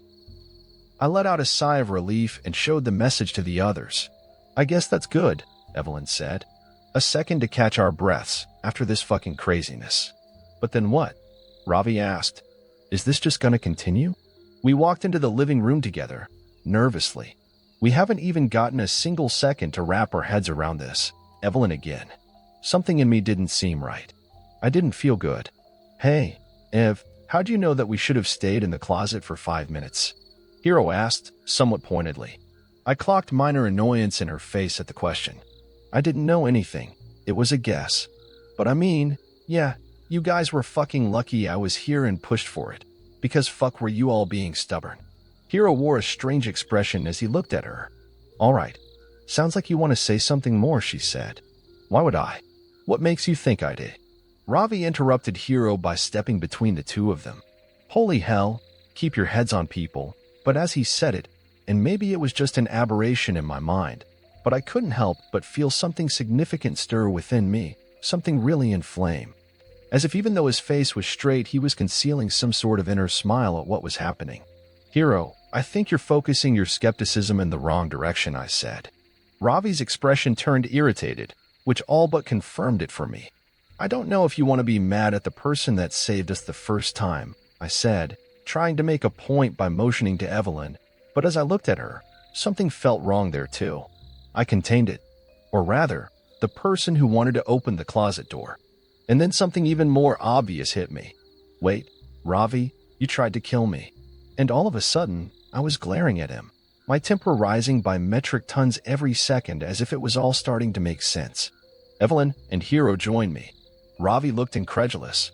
"I already admitted that I fucked up with the door. I confess to you. Why are you trying to make things worse?" I was trying to calm them down then. Noticing us approach him, he backed towards the kitchen cabinets. He pointed at me. "You were on your phone when this first happened," he said, as if he were having his own revelation. "You were waiting for it to start." "That's an insane fucking misdirect," I said, positive that I couldn't trust him. But as my eyes turned to Evelyn and Hero, I realized I couldn't trust them either, couldn't trust anyone. Still, Ravi absolutely needed to be the first to go, the first to be disposed of. He grabbed a knife from the cupboard and held it out at us. And only the smallest thought in the back of my mind was telling me that we were being toyed with, that it was so incredibly obvious that whatever this was, it had a handle on us. But unfortunately, that understanding was academic for me at best. As I kept finding string after string of thoughts and emotions connecting, everything adding up, the logic sound, my emotions inflamed. "Break time," Evelyn said. "It's breaking us." Of course she would know that though, if she were in on it. We all looked at her. I watched for sudden movements from any of these traitors, these bastards. Even a millimeter shift wouldn't get past me. It's overriding us. It's flooding us with anger that isn't ours, and real as it feels. She faced her phone at us, beckoning us to read it clearly. Break time. We can't fall to it. And that small grounded part of me took over, even though I was sure with everything in my soul that she, Ravi, and Hero were the source of everything that was happening. Ravi's grip on the knife tightened as he and the rest of us remained in the bizarre equilibrium of our four-way standoff. "It's all of you," I thought to myself, before I felt a lightness overtake me. Like an insatiable hunger fading, or extreme fear dissipating when you realize that noise in the other room wasn't a person but rather something knocking over. My feelings of unrest and paranoia were gone. My phone screen, once again, returned to its default background. It was hard to describe how I felt now. Lucidity. Shame. I looked at Ravi sadly. His head hung low as he put the knife back in its place. Hero turned to Evelyn first. "I'm sorry," he said. Then to Ravi. "Sorry. Sorry, guys, Ravi. I'm sorry." Me. "You're welcome, assholes." Evelyn. "We deserve that. That was fucking insane," Ravi said. "Like a fucked up roller coaster ride," said Evelyn. "I didn't, that wasn't totally me," Hero said. "Like, something was in me, and it was, it's okay, man." I was getting tired of saying it, and certainly I, out of everyone, didn't deserve to impart forgiveness anyway after where my own head was at only 30 seconds ago. "We need to write something down, like we are susceptible." "Don't forget," started Ravi. "We just need to remember to keep your heads on," I interrupted. "Remember." But I think the fear that, again, would pop up on our phones drove him to start rummaging for some paper, start scribbling some words on it, while the rest of us tried to soak in the reprieve of nothing happening. Every half second a luxury. I wanted to say sorry another 20 or so times, something I was sure wasn't a feeling unique to me. "I feel like I'm losing myself," I said. It felt like I was in a dream at this point. "Yeah," said Ravi. "Yeah, we're," Hero said, looking at us carefully. "Probably all gonna die. Should we say our words, I guess?" Don't talk like that," said Evelyn. "How many people do you think are dead?" Hero asked. I went to the TV, temporarily free yet again from 1 or 2 word mandates, turned it on, toggled through the home page until I found the live stream of a soccer game. One fixed camera angle. Everyone in the stadium torn apart. Players on the field within frame eviscerated. I returned to the home page, navigating in an attempt to find a different live program. I clicked on what appeared to be a news channel I hadn't heard of before. The sight of an empty desk appeared. Wires leading under the desk made me think that perhaps the anchor was hiding under it. "We are trying to report," he said, knowing that the signal is going to cut out. "I've survived so far, survived whatever exactly this might be, but the carnage from footage I've seen is extensive. I strongly recommend." The broadcast was interrupted by the new word. "Seek." Again, in classical lettering, and the screen cracked, then shattered with a loud pop, sending bits of glass onto the floor. As did the screen on my phone that I'd placed on the coffee table. As did the phones in Evelyn and Hero's hands too, reactively dropped on the floor by the pair, a weak bounce before settling. I panicked. "Seek, seek," I said desperately, trying to jolt my brain to the task. "Maybe something out of place?" Evelyn said. "What if we have to find what's killing everyone?" said Hero. I started, but I couldn't even muster up a close to the sentence. I ran to the balcony, outside, to see if there was something obvious to look for in the sky, in the city. What I spotted on the neighboring high-rises was blood-stained curtains, unrecognizable bodies where blinds were lifted, and, as my eyes darted from spot to spot, a lead. A small TV in one of the apartments. The screen looked unbroken. A word on it I couldn't make out, 5 letters was the best I could do. "It's the screens," I said. "We need to find a screen that still works." I ran back into the living room. "Does anyone have binoculars?" They all looked at me. "Why the fuck would anyone have binoculars?" Ravi asked. There's a screen, I think. In one of the other apartment buildings, it's working. There's a word, but I can't see it. We need to find another one." "I don't know." I ran into Ravi's office. "Computer screen broken." "Fuck." Grabbed his laptop, shattered. "Nope." I nervously tapped my chest with the fingertips of both of my hands while the rest desperately searched for something viable too. Did I have to run to the other apartment? Would there even be enough time? How would I even get in? And then, like a bolt of the blue, it hit me. "Ravi, where's your phone?" His voice was a little confused. "I don't know, man. I lose it all the time." "Find it." "You really think that's it?" "We're looking for a functioning screen. It's the only one we haven't ruled out yet." I turned to Hero next. "Check out the other apartments on this floor. See if any of the doors are unlocked. If they are, go inside. Check everything: phones, laptops, TVs. Doesn't matter. See if there's a message intact on any of them." "On it," he said, rushing to the door, opening it, freaking out at the body in front of it, nearly tripping, then composing himself and rushing into the hallway as the door closed behind him. We tore apart Ravi's apartment next. "Couch cushions. Where do you usually lose it?" I asked. My head peeked under the bed, peeked into counters alongside Evelyn, desperately. "I don't, man," he answered. "It's stupid, but sometimes I literally just chuck it across the room." Helpful, supremely helpful. In the bathroom, I looked in the medicine cabinet, then back into his room, to his closet, checking the pockets of all of his pants. I started to feel the inevitable looming. This was the one that was going to kill us, wasn't it? "Love you guys," I heard Evelyn say almost under her breath, like she could feel it too. No tangible ticker counting down, but a feeling in my chest. A train closing in, with us tied to the tracks. Ravi running to the TV stand, looking behind. Then, under books, under shelves. And I was back in the living room again, sure there was nothing left, my eyes lowering to the painful game we'd started our deadly evening with, Monopoly. Specifically, to the messy pile of 50s, 20s, and 10s on Ravi's side of the board.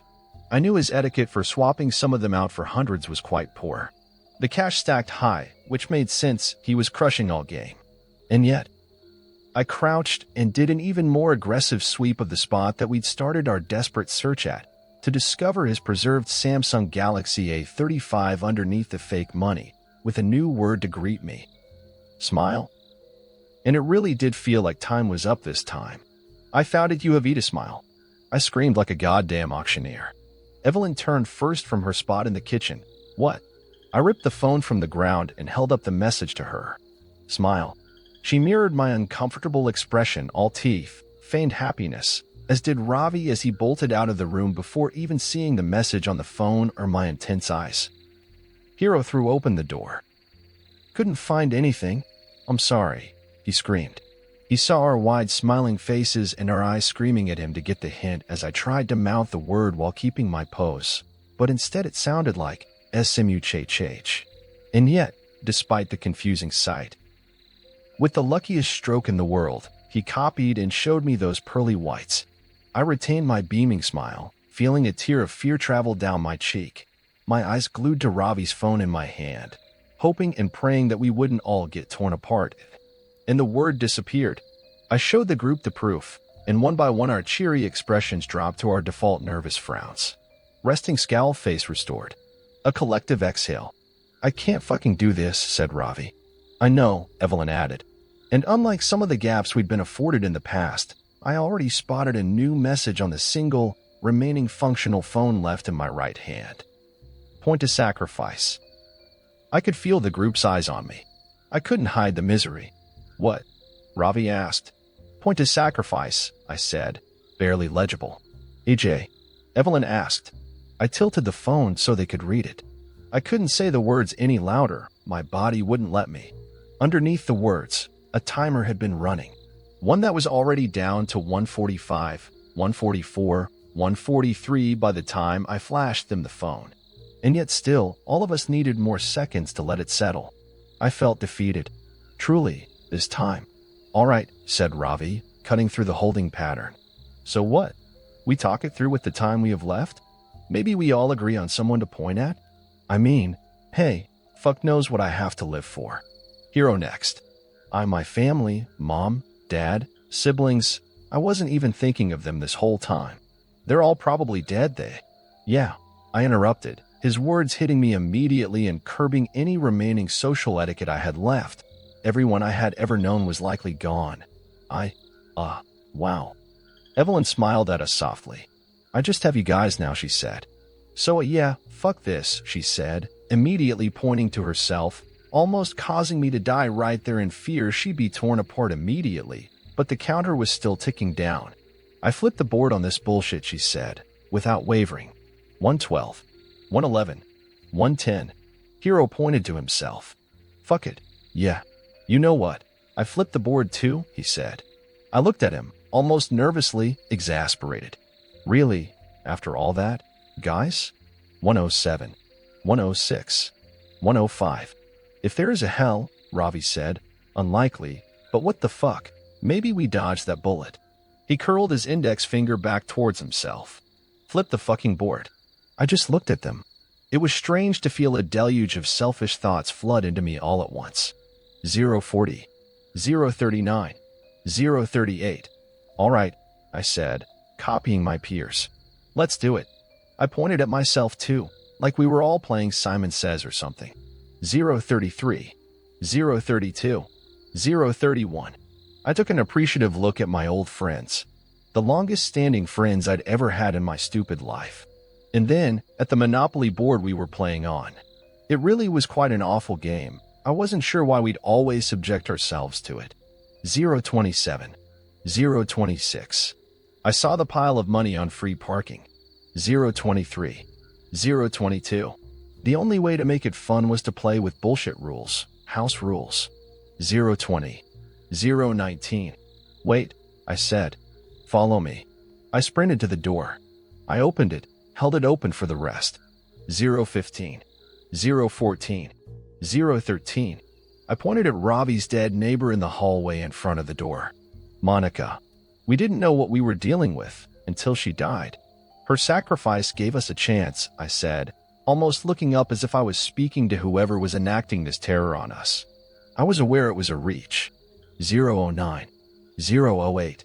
And we've probably lost a lot of humanity since then. So sorry, I said, pointing at her. And thank you. 006, 005. And my best friends pointed too. A real morbid way to close things out, with a clash of sorry and thank you escaping them as what would likely be their last words. I had really interrupted what was quite a nice moment inside for this strangeness. 002, 001. Midnight. House rules, I said. And then I prepared myself for it, pain, then annihilation. But nothing came. Instead, Ravi's phone in my hand just read a good game. Before defaulting to Ravi's homepage picture, a borzoi. He didn't even own one. He was just obsessed with that breed of dog. We stood there for 10 minutes it felt, before we finally ventured inside, single file, like a group of polite zombies. I was unsure what to make of what had happened, what to do, who to check on, the state of the world, what was going on around me. I sat back down at the Monopoly board. The others, in an almost Manchurian candidate sort of way, took their spots too. I think it was my turn, I said, slowly. I grabbed the dice. I rolled. It was a 10. I tapped my top hat icon on each square until I landed on Short Line Railroad. Do you want to buy it? Evelyn asked me. I thought about it for too long. Finally, sure. I thought my boyfriend was the love of my life until I discovered he was drugging me at night. Lately, I've been waking up still exhausted. Even if I went to bed early, I'd wake up feeling like I haven't slept in days. Trying to get out of bed for work was almost impossible, which was strange for me because I was always a high-energy sort of person. A few hours of sleep, and I was always good to go. I was at a loss as to what was happening. After a barrage of tests, even my doctor couldn't find anything wrong with me. The only recent change in my life was my boyfriend who had moved in, and I was sharing a bed for the first time in my life. Stephen was the first love of my life, and this was my first serious relationship. I didn't want to spoil things by making him sleep in the spare room. I liked having Stephen around. He made a real fuss over me, and he would bring me chamomile tea every night before bed. The pain in my hip was sharp and pulsated up the right side of my body. I jumped from my bed and nearly collapsed to the floor as I struggled to get to the bathroom. "Stephen, can you get in here?" I cried. A big dark bruise covered my hip, as if I was assaulted in my sleep with a metal bar. "What's wrong?" Stephen said as he came rushing into the bathroom. "Did I fall out of bed or something?" Stephen had a weird expression on his face. I could swear he looked guilty about something. Probably. I don't know. His response was dismissive, which sent my brain spiraling with all sorts of thoughts. "This is not normal, Stephen. I think there's something wrong with me. You should probably see a doctor then," he coldly said before quickly leaving the bathroom. My doctor was still at a loss and suggested I should see someone who could rule out anything nefarious. Stephen was still dismissive of me as we drove to the hospital. "I'm sure it's nothing. You're probably just stressed from work. People don't wake up with bruises over stress," I angrily thought to myself. The doctor at the hospital took my blood and did all sorts of tests on me, including a stress test. I should have been happy when the tests came back clear, but it only made me feel like I was losing my mind. Something was definitely wrong with me. "I would prescribe you sedatives, but your blood work shows you are already on nitrazepam," explained the doctor. I was dumbstruck and wasn't sure what the doctor was talking about. I have never taken so much as a painkiller in my life. The doctor's face looked how I felt. He took out his charts and looked over them again. "No, you definitely tested positive for nitrazepam, which is a powerful sedative."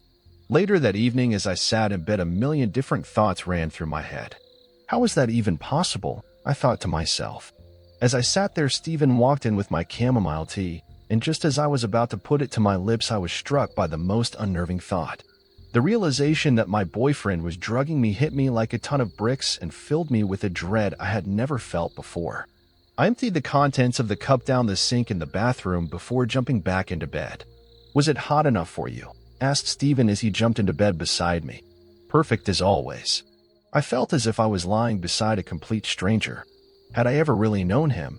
I thought to myself as I lay there terrified he was doing unimaginable things to me while I slept. I must have drifted off at some stage because when I woke up the room was a mess and Stephen was nowhere to be seen. My body ached all over, and it felt like I was in a fight. What the hell was he doing to me in my sleep? I thought.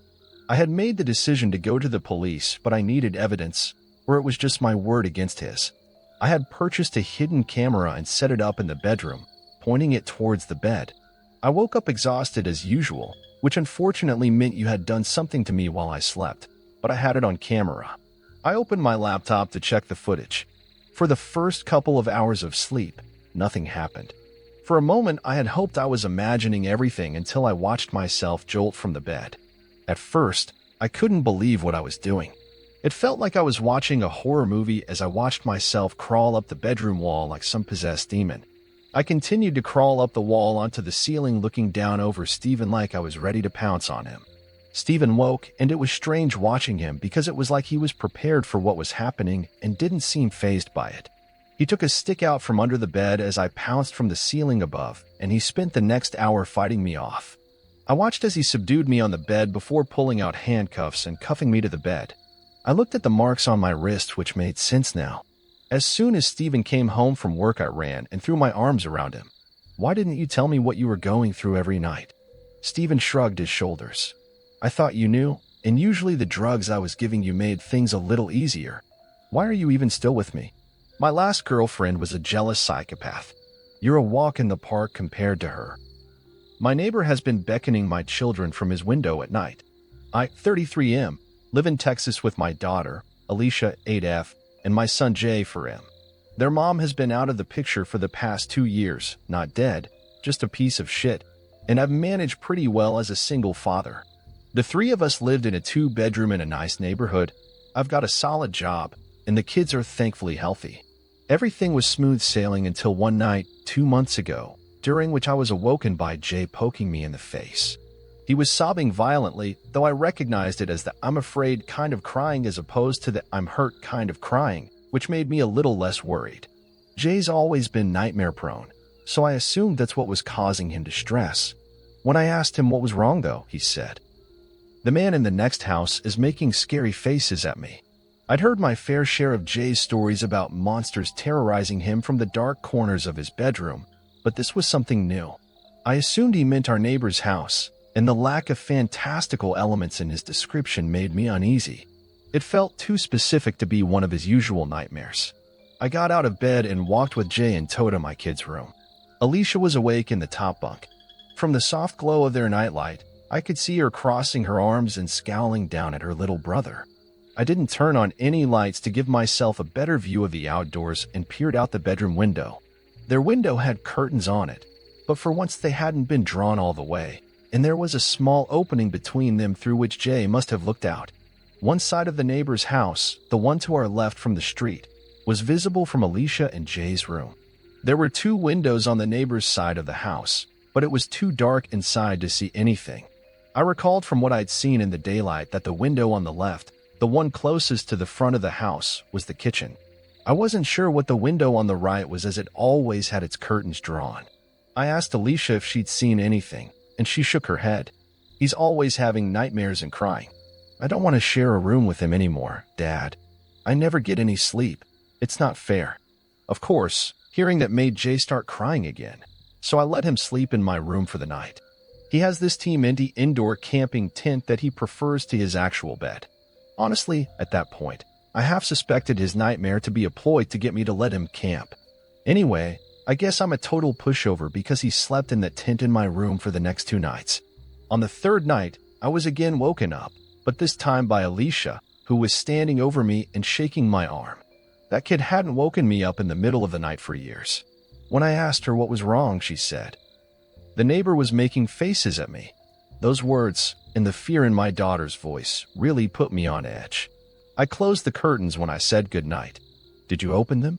"Only a little, but it's 'cause I heard a weird noise." "What did you hear?" Alicia couldn't recall exactly. According to her, she had gotten out of bed to see what was going on, and when she lifted the curtain, she saw a light on in the neighbor's window. The curtains in the back room had been drawn back, and our neighbor was standing in his house, right up against the window frame. What was he doing? Alicia thought for a moment, and then made an expression I never want to see on my child's face, or anyone else's for that matter, ever again. I won't do it justice by describing it, but it looked something like this. First, she smiled with both sets of teeth, so that there was a little open sliver between the rows, and then she furrowed her eyebrows. She inclined her head towards me, kind of Kubrick stare-esque, and strained the muscles in her neck. The worst part, though, was what she did with her hands. She held out her left arm, forearm up. Then she clenched her right hand into a fist and moved it back and forth rapidly over her forearm. Poor thing described it as playing the violin, but it seemed pretty obvious to me that my neighbor was pantomiming cutting. Disturbed, I told Alicia to stop and to not make either the expression or the gesture again. I was angry and confused. My neighbor, a man in his 40s, was a bit of a recluse, but he had seemed normal enough in the 3 or 4 times I'd spoken to him. I couldn't fathom why he would do something like that to my kids. After asking Alicia a few more questions, I realized that my neighbor might not have done anything technically, or at least legally, wrong. It wasn't against the law to make inappropriate gestures in your own home, but it seemed like he was targeting my kids specifically. Legal or not, I planned to have a little chat with him the following morning. My last question to Alicia was if our neighbor had made any other gestures, and she nodded. Then she started making beckoning, come here motions with both of her hands. I had Alicia sleep in my room for the night as well. I also checked out the window in my kids' room, but like before, I saw nothing. The house was completely dark. The next morning, before work and after dropping Alicia and Jay off to school, I spent a good 5 minutes knocking on my neighbor's front door. I figured he was home since his car was in the driveway, but he never answered the door. Eventually, I had to leave for work, and as I was walking away, I turned around quickly to see if he was watching me. He was, the coward. I saw him for a split second at the front window before he ducked beneath the sill and out of view. Clearly, the guy had problems. I yelled out to him to stop fucking with us and then left. That same night, I put a plan in motion. While my kids slept in my room, I hung out in theirs. It was a Friday night, and I was ready to pull an all-nighter so that I could catch my neighbor in the act. Although I trusted my kids, I wanted to confirm that there was actually something nefarious going on before I escalated things. I made sure the house was locked up and all the curtains drawn, tucked my kids in, and sat on the floor under the window in their room. At around 9, I started marathoning midnight mass on my phone. I didn't want to wear headphones and miss any strange sounds, so I kept the volume low and mostly read subtitles. At midnight, I started to hear strange sounds. Like Alicia said, it's a bit hard to describe. Best I can do is that it was this low, repeated clicking sound. You know the CHK sound you make to beckon a horse? It was something like that. All I knew is that the sound was undoubtedly coming from a person. After a few minutes of this, the sound switched to what I think was supposed to be a whistle, but it came out all wrong, like someone sucking breath in through their teeth. The sound was so crisp that the neighbor's window must have been open, which was an unsettling thought given that there was only around 15 feet of space between our houses. Certain that the neighbor was at his window, and that this was my best chance to see him, I stood up and pulled the curtain back in one motion. I saw him right away. There was a dim light on in his room, allowing me to see that horrible expression Alicia had made the night prior. It was one thing to see my child's recreation, but it was far more frightening on an adult. His window was indeed open, and his arms were stuck out into the cold night, violently swiping against each other in a grotesque mimicry of self-harm. When he saw me, and realized that he was looking at another grown man and not some poor child, he stopped his erratic motions. His cartoonish grin faded and another, more genuine emotion settled over his features: rage. The man grabbed the window and slammed it shut, then closed the curtains with the same forcefulness. I let my own curtain fall. I was a little shell-shocked, I think. Of course, I was perturbed by the sight of the man, by his face and his movement, and the fact that he'd been doing that for who knows how many nights now in an attempt to frighten my kids. However, another detail stuck out as even more concerning to me, which was the fact that I genuinely wasn't sure if the man I had just seen was my neighbor. I'd seen him so few times in the years I'd lived in that house, and I was having trouble conjuring up his face. I sat on the floor for a minute, my blood thundering in my ears. I definitely had enough evidence at that point to call the cops, right? Just as I was about to pull out my phone, I heard a tremendous smack against the glass of the bedroom window. After a brief hesitation, I pulled the curtain back again. There were no lights on in the neighbor's house, and there was also no one outside from what I could see. I pulled the curtains back a little further and saw a handprint in the top corner of the window pane. It's worth noting that our house is on a raised foundation and that particular window is very tall, so even though the window is on the first floor, the man outside would have needed an insane vertical to get his hand up there. I pulled out my phone and dialed 911. As I explained the situation to them, I quickly walked around the house to see if I could catch a glimpse of the man. My last stop was my bedroom. Once inside, I locked the doors and, while still on the phone with the operator, I took my handgun out of the safe in my closet. My heart was beating out of my damn chest, but I knew I had to stay calm, even more so when I saw that Alicia was awake and looking out of the tent at me. I reassured her in as few words as I could, whispering that we were okay, but we had to stay very quiet. I sat on the edge of my bed, my firearm ready and my ears straining. My kid's tent was in the corner, and to the left of the tent, in the middle of the wall and directly across from where I sat, was a window. After what felt like an eternity, I saw something. It was a cloudless night, and the moonlight was bright enough that I could see a silhouette through the white curtains. The dark shape was nebulous at first, but became more clear as the man outside stepped closer to the window. Somehow, he knew which room we were in. The silhouette didn't move for several minutes, and I remember being thankful that, from the angle at which she sat, Alicia couldn't see it. Then, something happened that I couldn't entirely wrap my head around. The man stepped back from the glass and raised his arms, making a white shape with his body and his limbs. Only, his arms were far too long. They seemed to be double the length that they should have been, each arm about the same length as his entire body. I thought at first that he was holding something, maybe two pipes that just appeared to be an extension of his limbs, but I could clearly see two hands at the ends of the extremities. I could see 5 fingers on each hand, flopping around slightly as the man brought his arms closer to the window. Thud, thud, thud. I stood up and readied myself to shoot, but just then the sounds of sirens pierced the quiet night.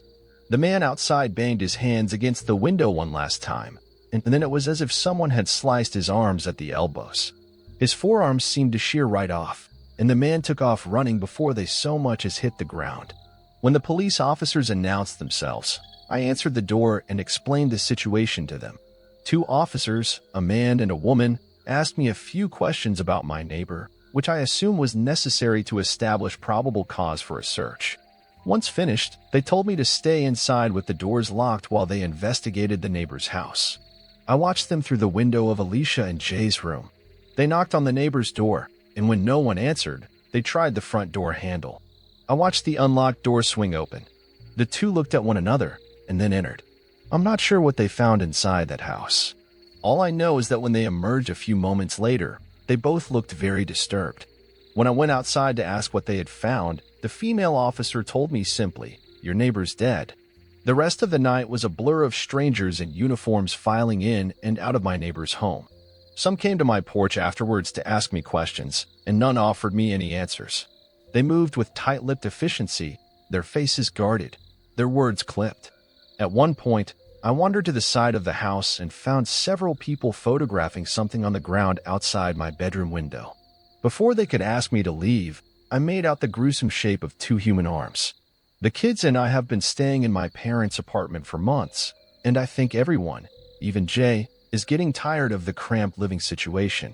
We can't stay in the house. Alicia is way too traumatized for that, and I wouldn't be comfortable staying there while the murderer is still at large anyway. I want to sell the damn house, but our story going semi-viral is making that difficult. After all, who would want a house that, thanks to the news, has become permanently associated with phrases like dismemberment and days of torture and victim barely recognizable as human? Every night a different person walks down the street and screams for help. We aren't allowed to help them. Looking back, I feel dumb. Completely stupid, actually. I should have known that apartment was far too cheap to be right, even for a studio. I should have known there had to be a catch. The day I moved in was a complete blur. I insisted that no one help me, not wanting to prove any of my family members' suspicions about my character. By late afternoon, all my muscles ached terribly and my head throbbed. I fell back on my bare mattress, staring up at the ceiling fan with glazed-over eyes. I pulled the damn strands of hair from my sweaty forehead, wincing in disgust. Someone knocked on my door, causing me to jump. I cursed under my breath, pushing myself up on my elbows. 2 girls were peeking around my door frame. Foolishly, I had left it wide open, forgetting the old college rule. Only leave your door open if you want to make new friends. And I was not in the mood to make new friends. One of them, an Asian girl with choppy black hair, was grinning at me. The other stood a little further back, fingering a box of Marlboro Reds. "Hey," she said, nodding at me. Her voice was smooth and raspy at the same time. "Did you just move in?" I lay back down, rubbing my face with both hands, choosing not to bother with manners. "Yeah, about 5 seconds ago." "Cool." The girls walked in, evidently ignoring my very clear body language.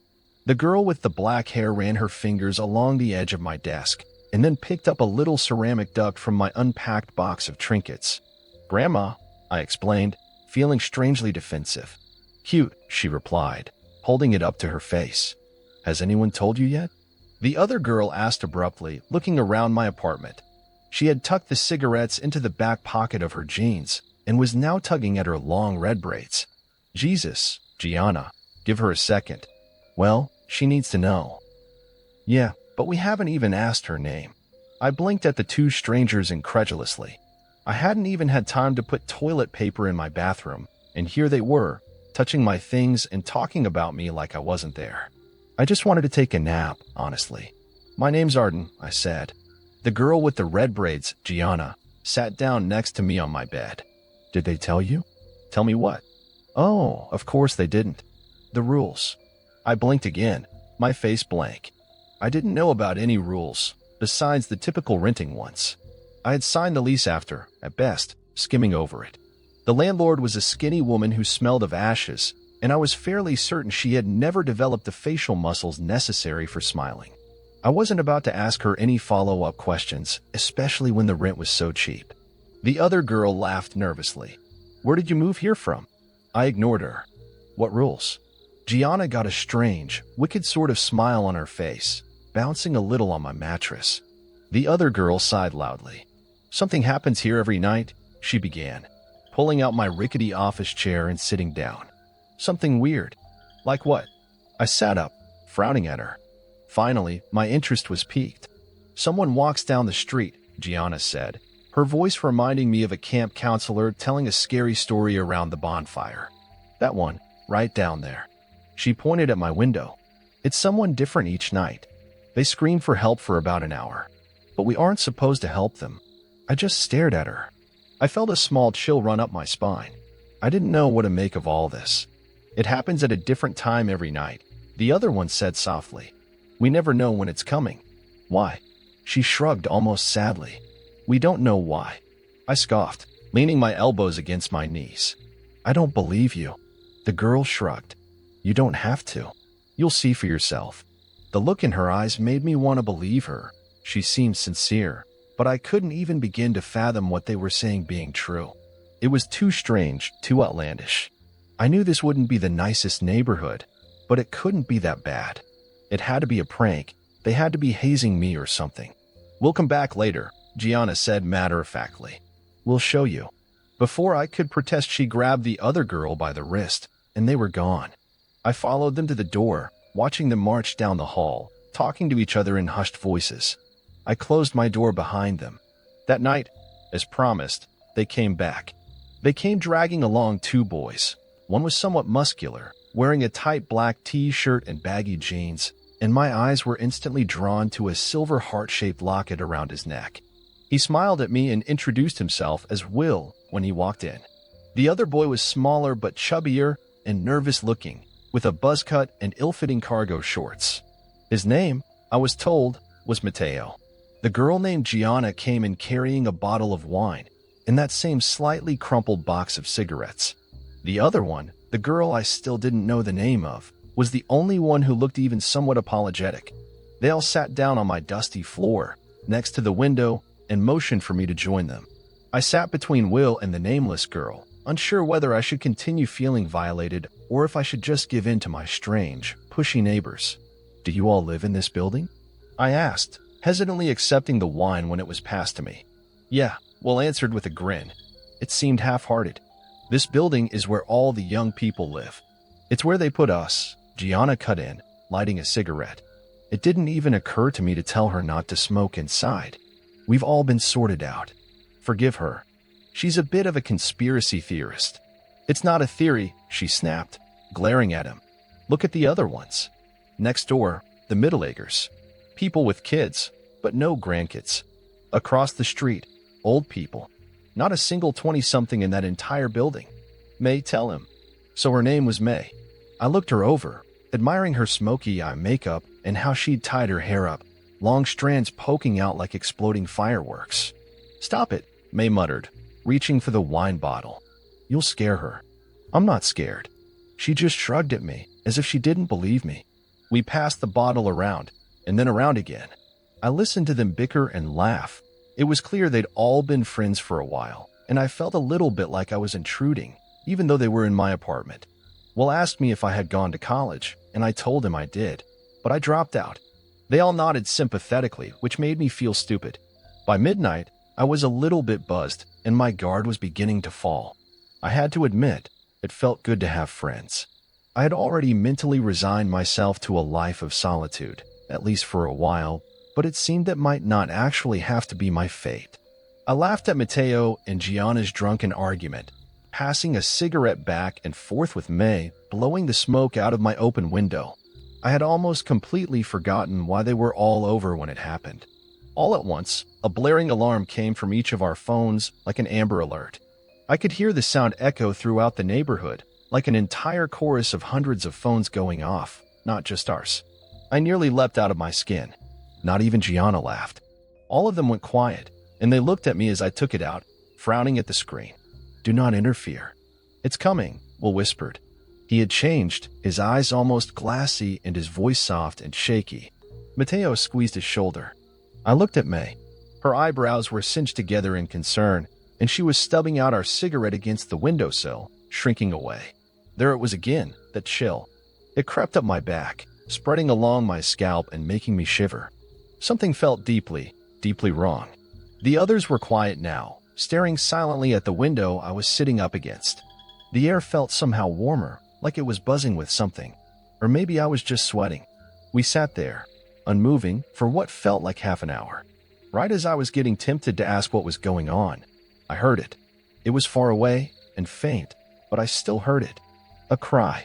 It continued as it got gradually closer, louder, more desperate. "Help, please, my God, someone help me." Slowly, I leaned out the window. I had to see it with my eyes, had to confirm there was actually someone out there like they had said there would be. My new apartment was on the 4th floor, so it was hard to see who was down on the street without squinting. In the flickering streetlights, I could make out the outline of an elderly man. He was hunched over, wandering aimlessly from door to door, wearing only what looked like a hospital gown to cover his pale, broken body. Behind him trailed a path of dripping blood, although I couldn't see where it was coming from. "Please. I'm hurt." I looked back at the others, my mouth hanging open. "What is this?" I demanded loudly. "What the hell is this?" May touched my arm, trying to calm me down. I pulled away from her. "Arden, please. We have to help him." "Why can't we help him? He's just an old man." "We can't help him. Trust me."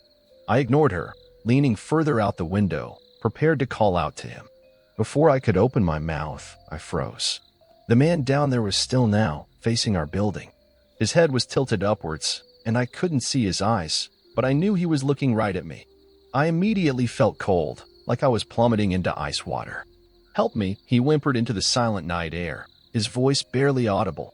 Then he began to scream.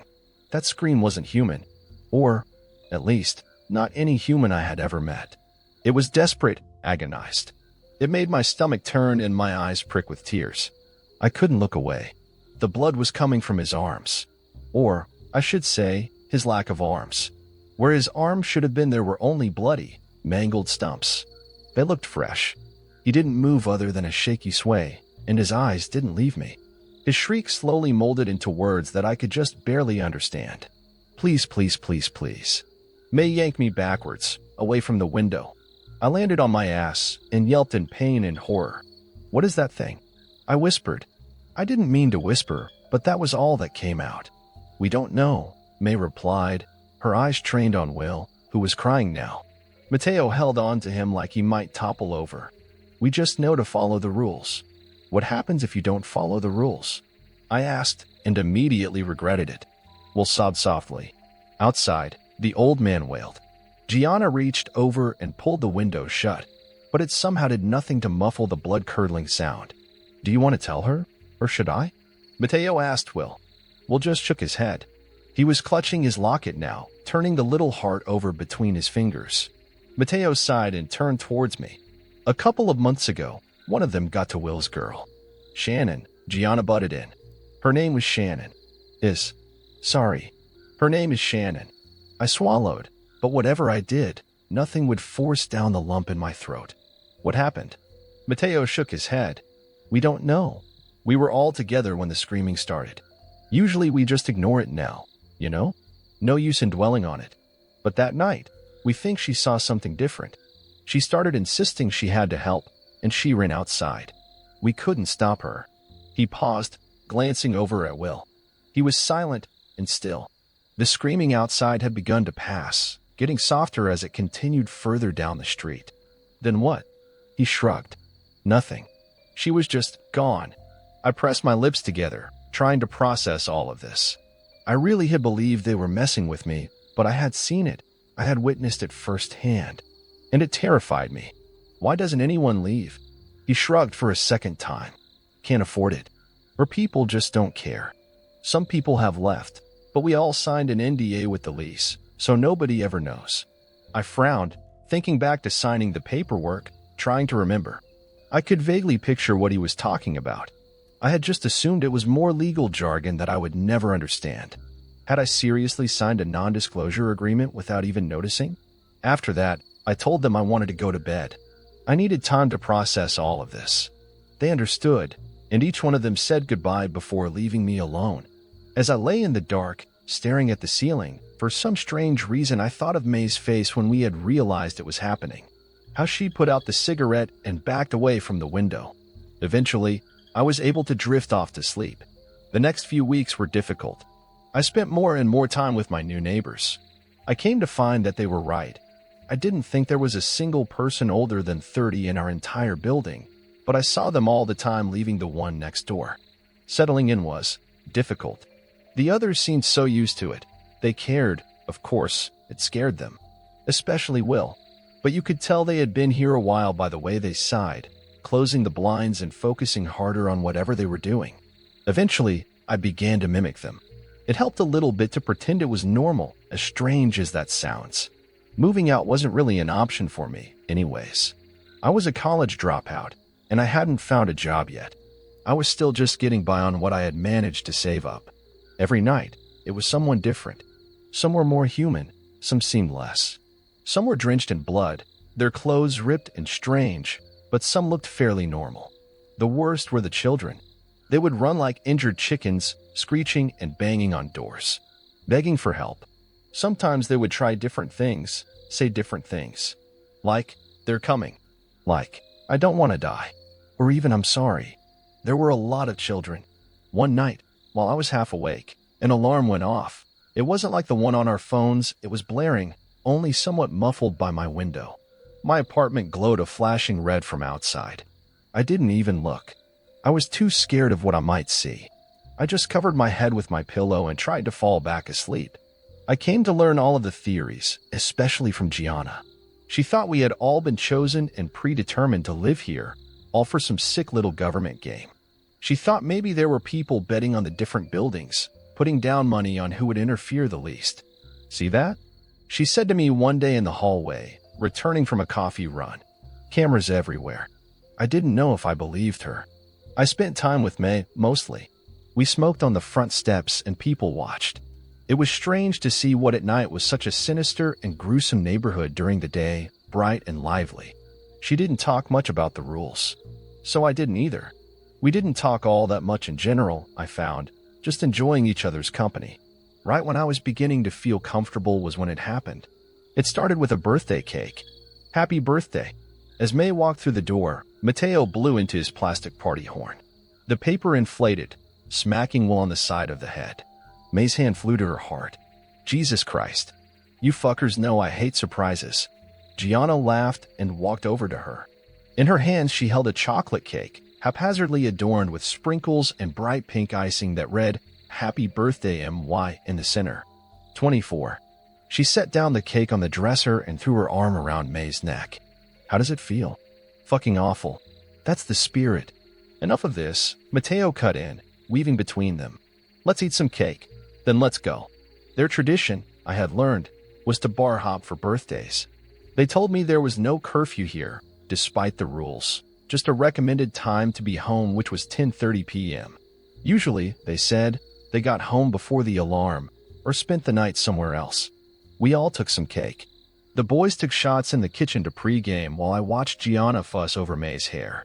I was never much of a partier. While at clubs or bars in college, I spent most of the time out back, chatting with the smokers. But then again, I was never much of a friend group person either, so maybe the circumstances were changing. I watched them all troop outside to Mateo's car. I stuffed myself in the back, incredibly conscious of how close I was pressed into May, my other shoulder rammed into the car door. Mateo's music, cranked up to maximum volume, hurt my ears, and the tiny space was packed with the smell of tobacco and various perfumes as we sped down the freeway toward the city. But it was nice. It was really nice. I found myself laughing with them, and I hooked my arm around May's when she weaseled her hand beneath my elbow. It was actually nice. As predicted, the bars they chose weren't exactly my scene. But this time, as opposed to college, I could stand it. I took shots, I followed them out for smoke breaks, I even danced under the low purple lights until my feet ached inside my chunky heels, surely riddled with blisters. By the time we got to our third bar, I couldn't even feel it anymore. And it was at that third bar that we crammed ourselves into an old photo booth, and Gianna reluctantly offered $5 to the slot, and we laughed, red-faced, into a tiny camera. After the photos spit out into the compartment, the others slid through the red curtains, but before I could follow, May grabbed my wrist. She held me back, sliding her long baby blue nails up my wrist. I shivered. "You never gave me a birthday present," she whispered, and I could feel her breath on my face. If I was wearing my glasses, they would have been fogging up. Yeah, well, I didn't get to finish my quip before she kissed me. It was nice. And then it wasn't. "Hey," Will called out to me, squeezing through a crowd of men wearing tattered leather jackets to get to me. "Arden, where's everybody else?" I blinked, looking around. I could have sworn they had been right there a second ago, but now none of them were anywhere to be found. I shrugged. "Dunno. Why? What's up?" He finally broke free from the swaying mass, and I got a better look at him. He looked worried. His face was flushed, and I could see a few drops of sweat creeping out from his hairline. He took his phone out of his pocket and held it out to me. First, I saw his home screen.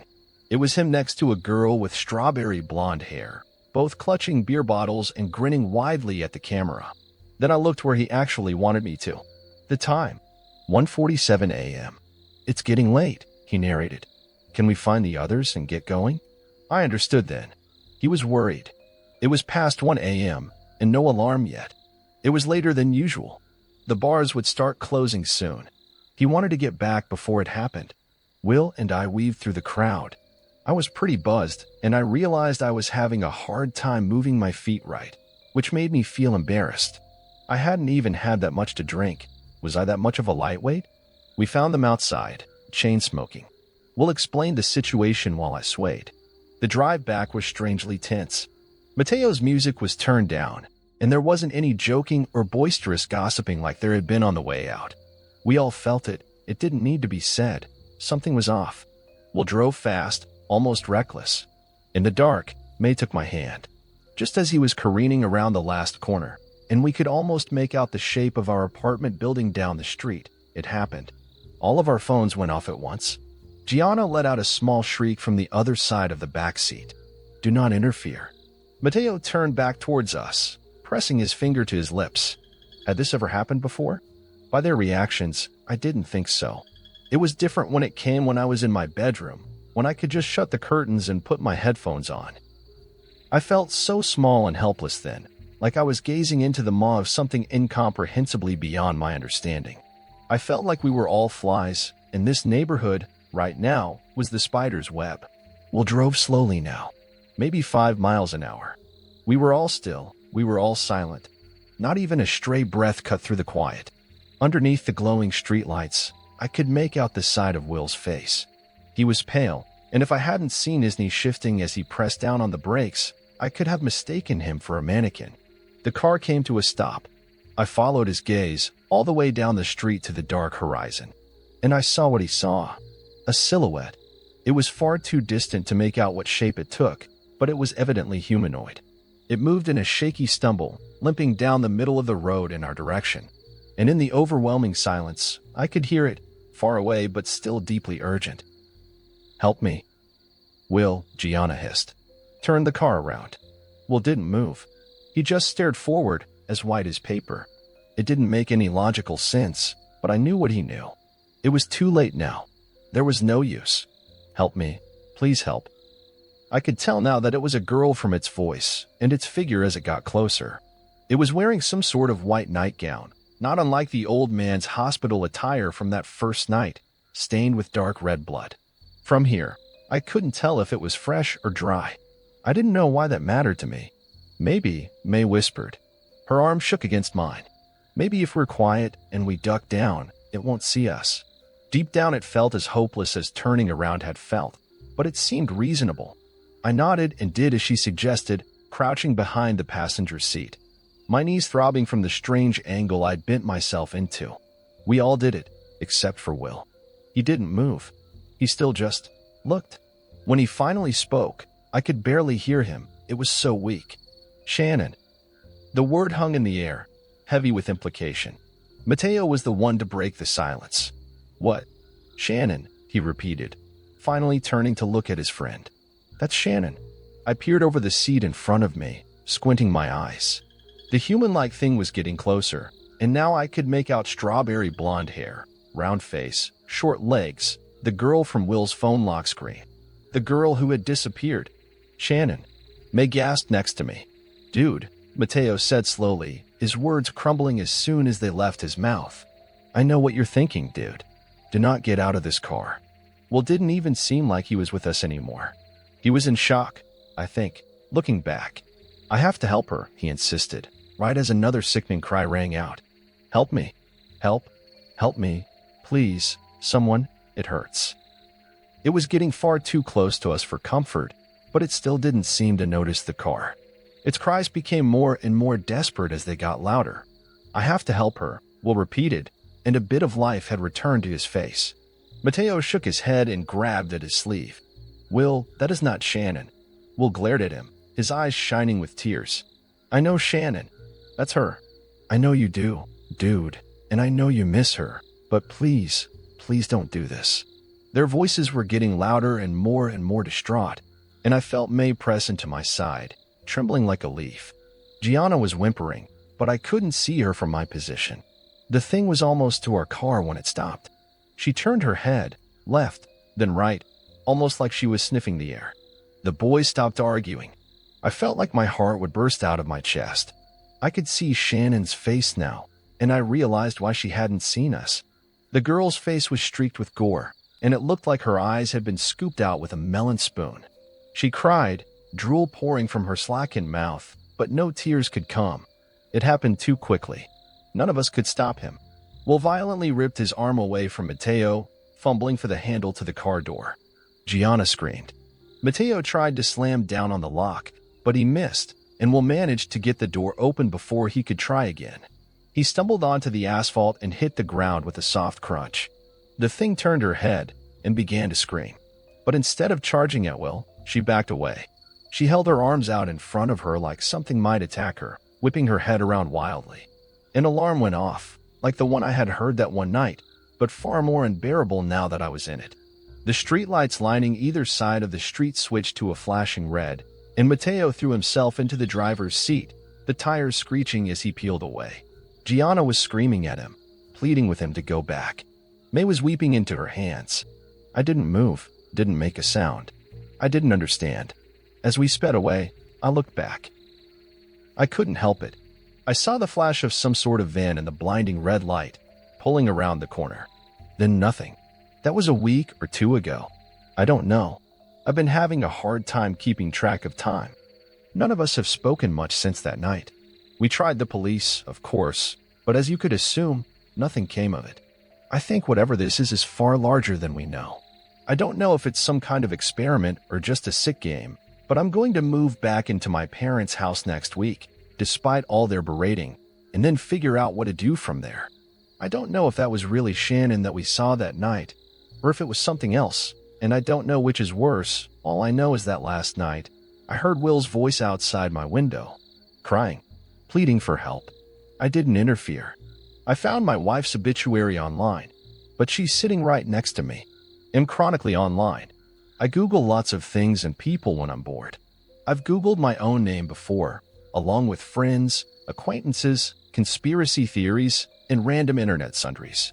But last night was the first time I'd Googled my wife's name, and I found something I'd never forget. The first hit was an obituary. Of course, I assumed it was someone with the same name as her. Her first name is Emily and her last name is pretty common. Not going to share it here because I don't want to be doxxed. But I clicked it anyway, just out of curiosity. My heart fell through the floor when I saw a photo of my wife on the website. Blonde highlighted hair, dark eyes, and the dates matched up too, 1986 to 2012. According to this obituary, she died when she was 26. I met her when she was 27. There's no way, I thought. This must just be someone who looks like her, with her name and her birth year. But I knew it was too many coincidences to be wrong. When I read the actual obituary, it only cemented things for me. It mentioned her love of horses, her volunteer work at a soup kitchen through her church, and her work as a biologist postdoc. So many details matched up. There was no way it could be a coincidence. What you looking at? I jumped as my wife came in from the kitchen and sat down next to me. On instinct, I slammed the laptop shut. Nothing, I said. Then, realizing how suspicious I looked, I added, I was looking at birthday gifts for you. For a second, her face froze, and I was worried she wouldn't buy my lie. But then she smiled. That warm smile I loved, crinkling her eyes at the corners. That's so sweet, she said, coming to sit next to me. I swallowed. Yeah. She cuddled up next to me, but I felt completely on edge. The warmth of her skin no longer felt warm and inviting. In fact, a chill ran down my spine. After a few minutes, I extricated myself from her embrace.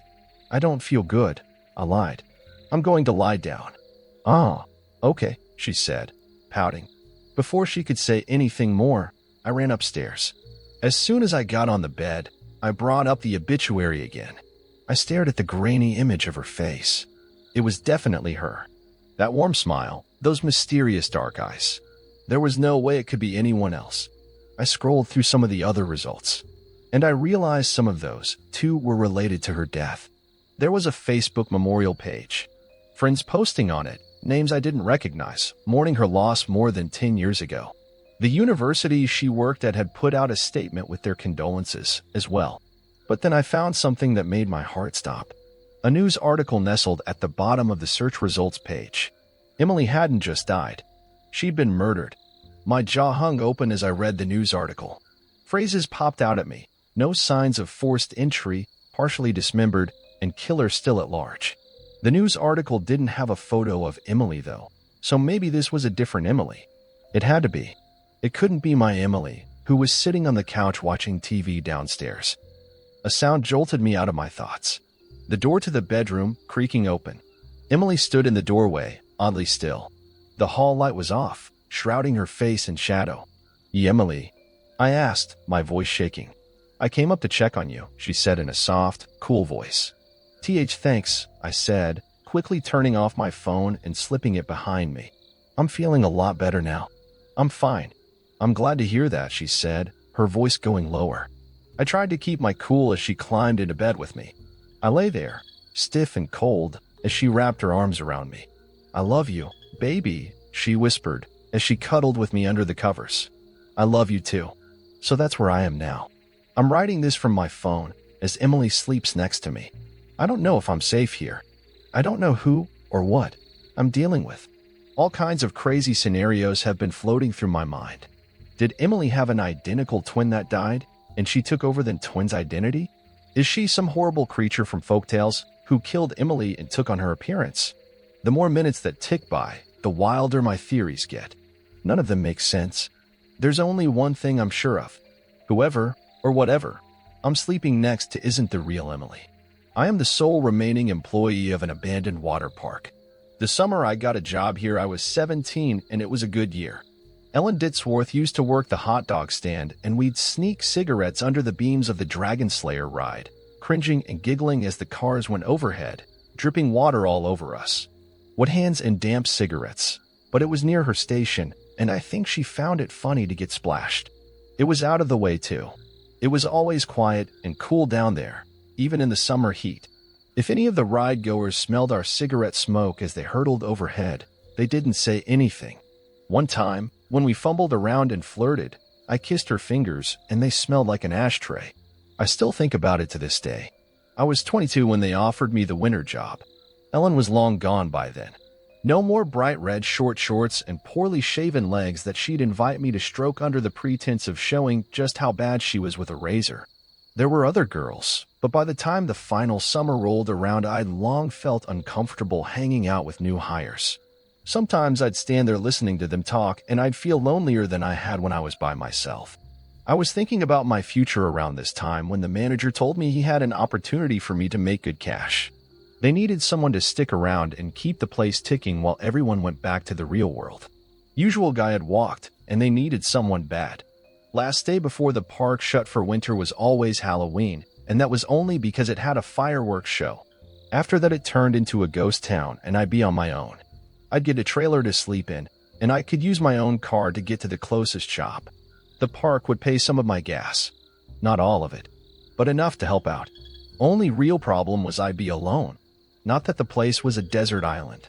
There were 2 towns within easy driving distance, and I could have friends around so long as we didn't mess with the rides. But other than that, I'd be the only staff member on hand for the entire 4 months. Security guard and janitor rolled into one.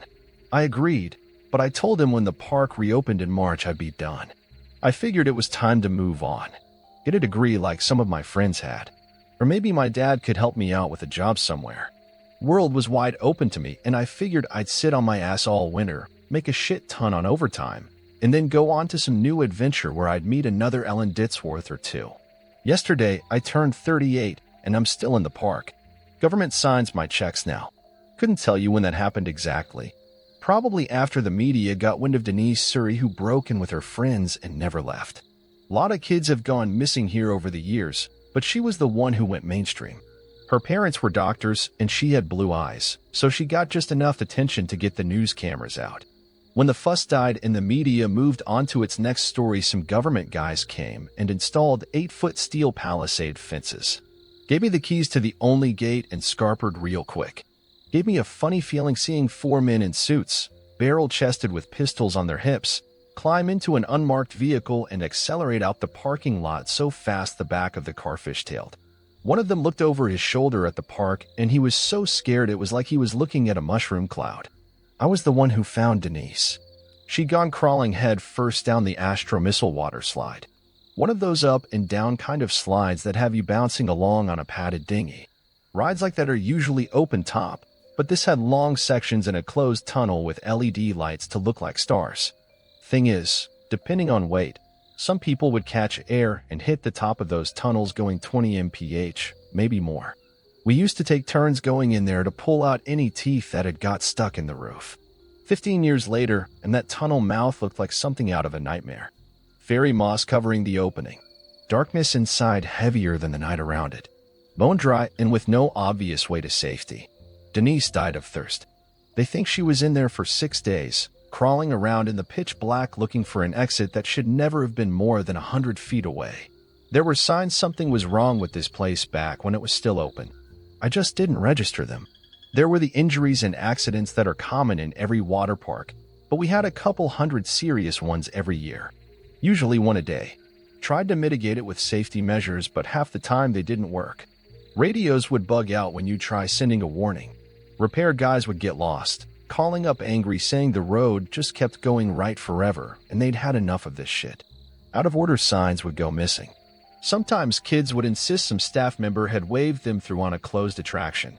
They'd be so adamant I started to believe them. I think the manager did too. He made it policy to have name tags on us at all times, and if the kids said whoever gave them the go-ahead didn't have one on, he'd tell us all to forget it. Like it wasn't even worth trying to figure out who needed a disciplinary. I had it happen once where I radioed to the guy at the top of one slide and told him to stop any kids coming down. The last one had come out bleeding and looking unresponsive, and I wanted to check on him. I remember pulling him out of the water and looking at this boy all slack and pale as a sheet of paper with blue lips, so fucking cold it hurt just to hold him. And I wondered if I was holding someone dead when out of nowhere another kid slammed into me so hard I went under. Scared me shitless cause for a second or two. It was like I couldn't see the surface of the pool. Almost like there wasn't one. Just blue forever and ever. Before I could start to panic, my feet found the floor, and I surfaced only to see the kid I'd been holding seconds ago standing there looking worried. He was the picture of good health. Asked if I was okay, said sorry for hitting me when he came out the slide, but really it was my own dumbass fault for standing there in the first place. Guy at the top swore on his life he'd never got any radio message from me. I put it all down to the head injury, which was bad enough the owner made someone drive me to the emergency room. Looking back, I'm pretty sure it was the park having its fun with me. Could have been worse. You could say it likes to play tricks, but those tricks are mean as hell, and over the years they've only got worse. Despite all I've told you so far, the first winter alone wasn't as bad as you might think. Creepy as hell walking around all those rides that were usually so busy and full of life. Tarpaulins pulled across all those pools, big and small, moving with gentle susurrations in the icy winds. It wasn't great in the day, overcast and dreary, the air seemingly blue. But at night it was even worse. I made those rounds quickly, stopping sometimes to summon what little bravery I had to shine a light in the pitch-black toilets or to check one of the changing stalls dotted around the place. Things went missing a lot. Moved around. Once one of the rides came to life at 3 a.m., and I woke to the sound of tinny music echoing throughout the park. But winter came and went without any real incident. First day the park reopened, I went to see the manager and slipped in some water. Broke my left arm and did a number on my back. Owner was so scared of being sued he threw money at me. Told me he'd cover the medical bills and sit me up in my trailer and pay me to do nothing. Nothing. What was I going to do? I'd arranged to start another job on a construction site in a few weeks, and there was no hope of me doing that kind of work with my injuries. I needed money and had no other way of making it. I agreed to stick around until I felt better, but unfortunately, I never felt better. Winter soon rolled around again, and the same deal as last time was back on the table. He needed someone on site, and I needed money. I took it thinking another few months and the park wasn't so bad. I was wrong. Second time round was a lot worse. Part of it was me. 23 years old and with a bad back, drinking most nights and struggling with the prescription painkillers. Spent most days haunted by the strange feeling that my life's honeymoon phase was over. Hardly any friends accepted my invite to come spend a couple weeks, and those that did weren't around long. Couldn't tell you if that was just us growing apart, as friends often do, or the park's strange influence. Dave came round with his girlfriend for a couple nights. She grouched the whole time. Hated sleeping in the trailer while I stayed in a tent outside. But she hated the park too. Said she felt watched all the time. Trip was cut short when we found her screaming one morning. She was pointing at one of the slides saying something had come out of it and was in the pool swimming around. But when we looked, we didn't see nothing. She did have a hell of a bite on her ankle though. Funny shape to it. Dave looked at it and got real freaked out. They left in a hurry. Another car's tires screeching as it hauled us out of here at top speeds. Never did figure out what happened, but if she didn't like the park, well, I guess it didn't like her either. Not that I was much safer. Found myself getting cut up like crazy doing basic odd jobs. Things broke all the time, even if they'd been fine for years and years. And then one night I came into my trailer to find a drowned possum on the little kitchen table. Poor thing was soaked in chlorine water that dripped onto the floor in a puddle. No marks going to or from it, like it just appeared there out of thin air. It stank like hell though. It had clearly been dead for days and days. I gingerly dropped it into a garbage bag using a pair of tongs and threw the lot in a dumpster, but I still couldn't spend more than a few seconds in the trailer without gagging, so I slept in the tent instead. Pitched it as close as I could without picking up that smell, but I had a bad feeling the whole time I set it up, like I was being watched. By the time I was climbing inside, it was midnight and I was desperate to get to sleep and see the cold night turn to day. Barely an hour later, and I had to climb back out of the tent because the trailer door was banging in the wind. Okay, I told myself as I shuffled over in my tidy whities, arms wrapped around my chest for warmth. That's my own stupid fault for leaving it open. I closed it in a hurry and went back to the tent, but stopped dead in my tracks when I saw the zipper was pulled shut. I hadn't left it like that. I didn't know what to do.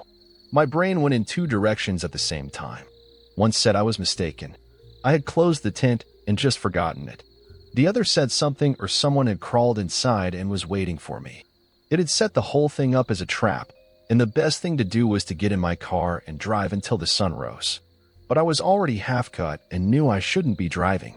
The skeptical half of my brain made an appealing case. The world isn't a nightmare, it said. It can look like one sometimes, but it isn't real.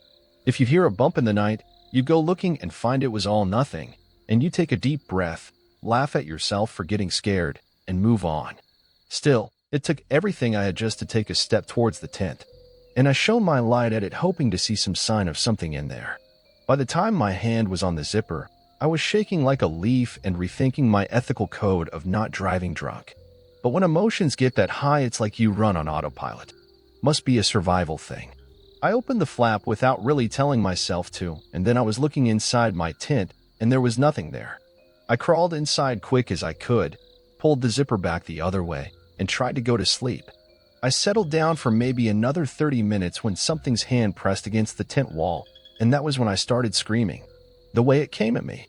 Palm open, fingers spread, tent fabric stretching to near breaking point. Makes my skin crawl just to remember it. Long fingers that tapered to a point, almost razor sharp, and a palm not much larger than a golf ball, even if the fingers spanned a dinner plate. In the nightmare reality of the moment, I saw it the way I might see a spider. Equal parts disgust and terror. I had to get away, and I backed up so fast I wound up rolling the whole tent like a hamster ball.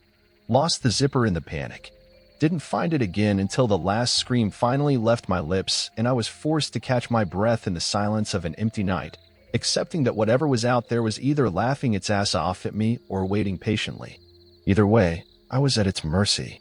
Only thing I could do was collect myself and leave the damn tent. When I finally climbed free, there was no one waiting for me. Only a couple wet footprints going to the nearest pool. I considered pulling the tarpaulin back and looking, but I was already scared shitless and had no courage remaining. Instead, I ran into the trailer, slammed the door shut, barricaded it with every last piece of furniture that wasn't bolted to the floor, and fell asleep with the smell of rotten meat filling my lungs. Come morning, I was thankful for the sunlight and the feeling that last night's events were just a dream. After that, I locked my trailer door every night, and I never slept in that tent again. No more possums, but it isn't uncommon for me to find scratches and dents in my door each morning. Nothing serious, but looks to me like the probing of a curious animal.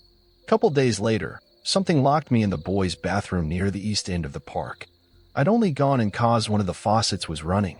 I just turned it off when the door slammed shut and I couldn't get it open again. Had to kick the lock out, which isn't an easy thing to do. First kick, I nearly broke my ankle. Second time hurt just as bad, and I had to take a breather to cope with the pain. Found myself pacing and occasionally stopping to listen for any sign of someone waiting for me outside. Someone I could shout at, blame it all on. Anything to keep the anger churning and not let it turn to fear. It was a full hour before I got panicked enough to give it my all and finally broke the lock. Burst into the cold air all red-faced and flustered and found the park silent as a graveyard. Just those tarpaulins waving gently in the breeze. I learned some important lessons that winter. If you feel watched, feel like you're walking into a situation someone planned, it's because you are. When the park reopened, I was out of there without a moment's hesitation. Finally got that job on a construction site, and it lasted all of 3 weeks before I hurt my back again. Spent the rest of the summer laid up on my dad's sofa drinking and watching daytime TV. Got a call off the manager around August, and he told me it had been a bad summer. Not only had the cops been sniffing around like crazy cause some poor kid went missing in the area, but they'd had twice as many injuries as before. Said he'd just spent the day in court hearing testimony from the parents of some kid who'd never walk or feed himself again after he hit his head on one of the rides. He sounded pretty beat up about it. He wasn't the best boss, but it wasn't like we worked for Mr. Burns either. Poor guy was way out of his depth. Anyway, part of the court settlement was he had to have staff members on site 24/7. I'd done it twice before, and he was desperately in need of someone who knew the job. I nearly said no, but he told me it was me or some 17-year-old lifeguard who'd shown interest in the job, and I didn't like the thought of that. God help me, I accepted, and when I went back that third time I took a gun. And this time I trusted my instincts. If I walked past a changing stall and heard the shower running, I let it run. Hour later, it'd be turned off again. If I saw someone had left the lights on in the staff room, I let them stay on until morning when I could deal with it in the comfort of daylight. Flushing toilets, wet footprints, open doors. I learned to stop sweating the little things, and 9 times out of 10, they went away on their own. Pretty soon I found myself laughing at them. A big fat wallet sitting in the middle of a solitary lounger that had been dragged into the moonlight. A phone ringing from somewhere in the depths of a maintenance hatch. Those kinds of crude tricks weren't going to work on me, I decided. Thought I had it all figured out, and there was nothing left for that place to show me. And then the park ate a drifter. Or something did. Anyway, did it right in front of me too? I'd found the guy sleeping in one of the brick-and-mortar bathrooms. We gotta keep those things warm enough to stop the pipes bursting, so I guess they make decent enough shelter. He was an agitated old fuck. Called me all sorts as I told him to clear off. He didn't make for the main exit though. Wasn't like he'd parked a car in the lot, was it? Instead, he just made a beeline for the nearby hills. No fences in that part of the park back then, only open fields moving into woodland. His plan was to just walk into the wilderness in the middle of winter, and I wondered if I was actually marching some guy to a cold death. I remember looking at his shoes and seeing the backs of his heels exposed, and I realized I couldn't let him do that. Snow was due to fall that night, and I knew it was going to get real bad out there. "Hey," I cried out while slowing to a stop. "Look, man, it's late, I'm sure." My words died out. I didn't really know what to say when he turned to face me. He was angry and tired, and I knew he wasn't ever really going to be thankful for some randomer's charity, but that didn't mean I shouldn't try. For a moment, the only sound was the tarpaulin of the large pool to our right. Was just about to cough up some more words when his feet went sideways, his body rotated around his center of mass, and the next part of him to touch solid ground was his head. It made a noise that makes my teeth ache just to think about. A percussive, almost musical note that really shouldn't be made by a human skull. The blood that sprayed across the tiles reminded me of when I'd go paintballing with my friends. I remember looking down at it and noticing a couple loose teeth. Strange feeling. For a few seconds, everything turned to a kind of white noise as ancient instincts rooted me to the spot with fear. Paralyzed me. Million thoughts went through my head. The guy was dead. Something had taken him. That blood used to be inside of him. I have blood inside of me. Does my blood look like that? These thoughts were like the sparks that fly off a loose electrical wire, but I was stuck mired in them until the whistling in my ears faded and I heard something being dragged across the floor. The guy hadn't even gone that far. He'd flown about 8 feet and landed just on the edge of the pool. His legs were in the water, hidden behind the tarpaulin, and only his top half was on dry land. His head was a ruin of blood and matted hair, but he still managed to look at me for just a moment before he slid the rest of the way below the water with a quiet splunk. The realization he was alive kicked my ass into my gear, and I ran over to the circuit box and hit the button that pulls back the pool cover. Machine ran loud as it drew the blue heavy sheet back across the water. Felt like eternity waiting for it. When it was finally over and I could look down into the water and see clearly, there was no one there. Not even a cloud of blood polluting the pool. Nothing. I felt like I was going insane, and I even looked over and double-checked that the guy's plastic bag was still where he'd dropped it just so I could be sure I hadn't made the entire thing up.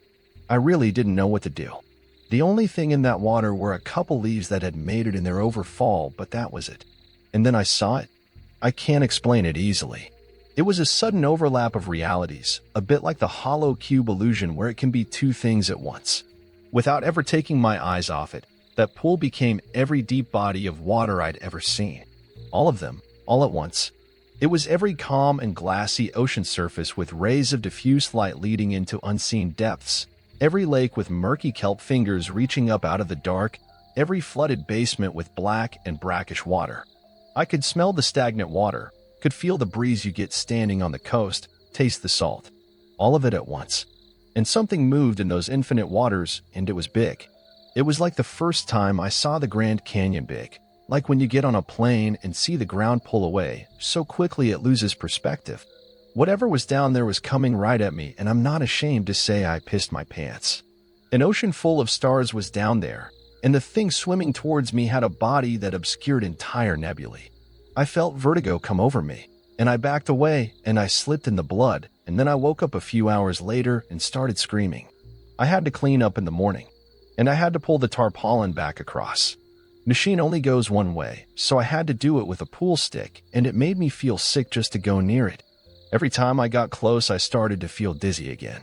When I finally mustered the courage to look, there was the same old pool it had always been, but I'd never shake the feeling I had when I was looking down in it and saw teeth like tectonic plates. When summer rolled back round, I saw a bunch of kids in that pool and had to go be sick in a bush. The thought of them sharing space with that thing. Jesus. After that, I felt like I belonged to the park, weird as it sounds. Manager didn't have to fight me to get me to stick around for a fourth winter, or a fifth or sixth. The rest of the world didn't feel so real to me anymore. Sitting and eating dinner with my father while he lectured me on my prospects. Getting a beer with an old friend who was passing through. I felt like I'd gone into fucking space and seen the world was flat, and now I had to just come on back and pretend like I cared about whether my soda was diet or not.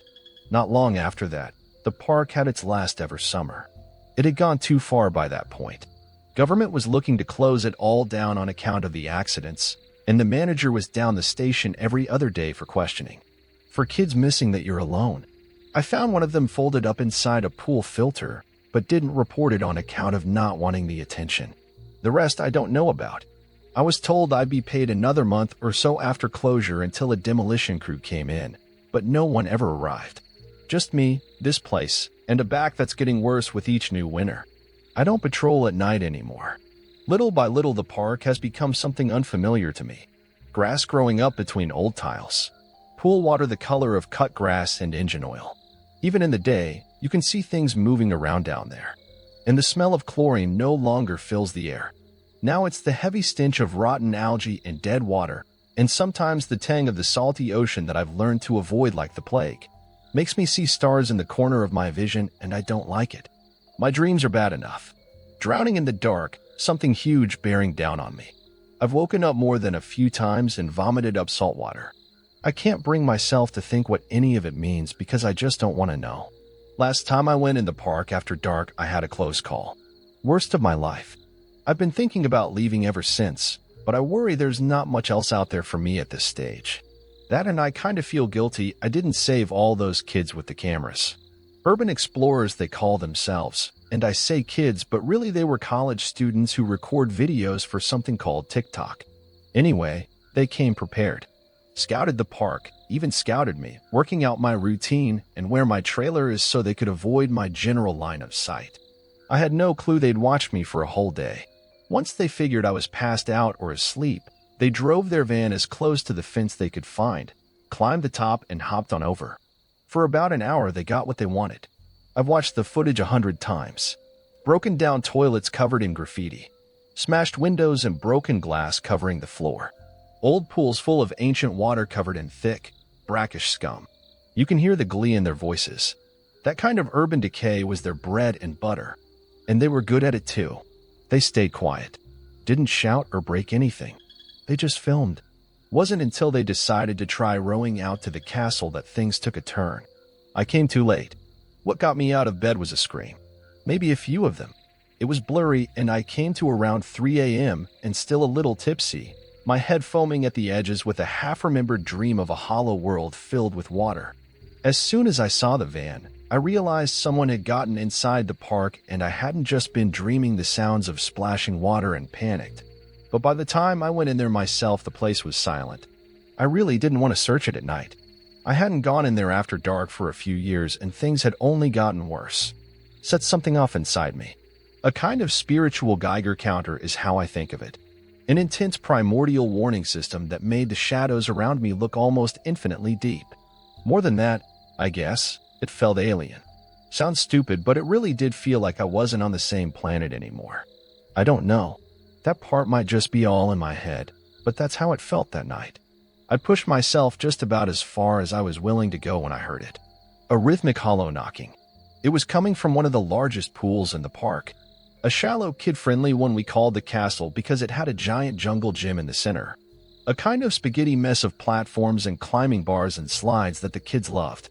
I followed the sound and saw a pile of rucksacks and even a large camera on the very edge of the pool, and there, just a couple meters away, was a rowboat. The idiots had brought it with them. Probably thought they were being smart by avoiding the water below. At least they'd tied it off, so it was easy for me to pull back in. I gave it a cursory inspection, shivering at the mere thought of floating across that nightmare water in something so flimsy, and was ready to leave it until the morning when I heard a quiet splashing. Something had climbed out the water, and my heart dropped as I instinctively flicked the torchlight towards the sound of dripping water and saw a thin, shivering shape climb onto the lowest steps of the castle. It looked gray and sickly, and then it started whimpering, and I realized I was looking at a girl. College-aged, with stringy hair and an outfit that might have been colorful before she'd gone in the water, but now it was just the color of ash and moss. At a glance, she almost didn't look human anymore. She looked more like a starving animal. Shell-shocked and shaking, I shouted out to her, but it was as if she couldn't hear me. She dragged herself up onto a dry platform and curled up in a ball in the far corner, knees pulled to her chest, and wide eyes locked into a 1,000-yard stare. And something was in that water. It came close to the surface, displacing small branches and causing the thick pond scum to bulge but never break. From the looks of things, it was circling the castle, and in some parts where the algae wasn't so thick, I got the faintest glimpse of colorless scales the size of my hand and a thick muscular trunk. Sometimes it seemed to bump up against the castle, like it knew the girl was nearby, but it didn't know how to get to her. The whole thing shook and she'd whimper extra loud, but she still didn't show any signs of becoming lucid. I'd be lying if I said I didn't think about leaving her until morning. She was unresponsive and looked like she was just gonna stay in the same place. Wouldn't it be better to just go get her when the sun was up? I thought. But that was a pretty fucked up thing to think. She wasn't safe there. I wasn't safe just standing inside of the water, and she was on some old piece of plastic held together with rusting bolts. What if it collapsed? What if something came out of the water? God knows it could happen. Something had touched my tent all those years ago. Who's to say it wouldn't walk on out to take her? At some point I made the decision. Don't know exactly what did it, but I think it was the sounds she was making, that and the knowledge she'd been in there. God knows what she'd seen. I had to have sympathy. She needed help, and I was the only one around who could give it. So once something deep inside me clicked, I knew I had to move quickly before the fear started to fuck with my head. I grabbed the rope and began to pull the boat towards me. I wasn't sure what would happen. Half expected something to breach the water like a hungry shark and swallow the boat whole, but instead whatever was circling the castle just slunk into the depths and stayed out of sight. Somehow that was even worse, and I found myself scanning the water obsessively as I worked up the courage to get into the boat. I tried to keep the momentum though. I didn't let myself start thinking or doubting myself. I just climbed in awkwardly, 1 foot at a time, damn near shitting myself when the whole thing wobbled and I briefly felt like I was gonna lose my balance. But I managed it, and soon I was sitting down and using the oars to pull myself through the water. As I rowed, my brain moved along in different directions. Part of me was almost watching myself, like from above, and asking over and over, what the fuck are you doing? While another watched that water for the slightest sign of life, and a third part of my brain was watching me for signs I was going to crumble from the adrenaline and ice-cold fear coursing through my veins. Each time the oars broke the water, I kept waiting to see something coming after me, and I was about halfway there when I realized that if it was big enough, it could just bowl the whole boat over like a shark knocking a surfer off his board. It was too far to turn back when I saw the water rise in the distance. Again, it didn't break the surface, but it came close and sent a couple waves rolling across the entire pool where they lapped against the distant edge. They made the whole boat rock side to side like it was just a bit of driftwood. When the bulge in the water appeared again, it was on the other side of the boat, and I made the terrible decision to stop rowing and look over the edge. There was no bottom to the pool, but whatever was down there wasn't swallowing continents anytime soon at least. Hard to pin size down, but based on the steely blue fins that slid by close beneath me, that didn't really matter. It could eat me easy enough, and that was all that mattered. Hell, I wasn't even sure if it was a fish or a squid or something else entirely, but I was pretty sure it still had a mouth somewhere in that murk. It gave the boat a gentle knock. Nothing serious. Not enough to roll it, but enough to let me know it was interested in me. I decided I couldn't just stay there floating in one place forever. I had to move. I grabbed the oars and threw all caution to the wind. The sooner I got off that water, the better. Sure, I'd have to figure out how to get back, but that was a problem for later. Right there and then, All that mattered was the rising terror and disgust that took all my strength to keep from bubbling up into full-blown panic. As soon as the boat began to move, the creature slid out of view again. Didn't know if I ought to be relieved or even more afraid, but I took advantage of the lull in its activity to close the distance and, once close enough, I pulled the boat over to the same steps the girl had climbed. Once there, I secured it with a bit of the rope and hopped onto the first step, cringing at the way the ice-cold water felt slick and slimy against my ankles. The girl flinched at my touch, but she didn't scream or pull away.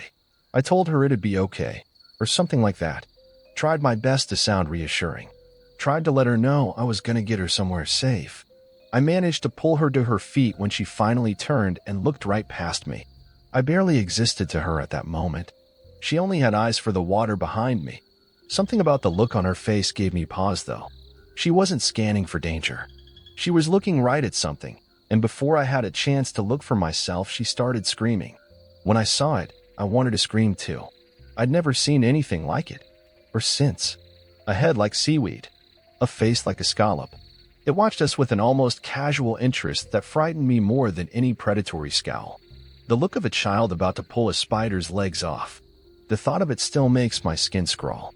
It was so still, so alien. I couldn't help but pause and wonder if I was looking at something real or if it was just bad special effects.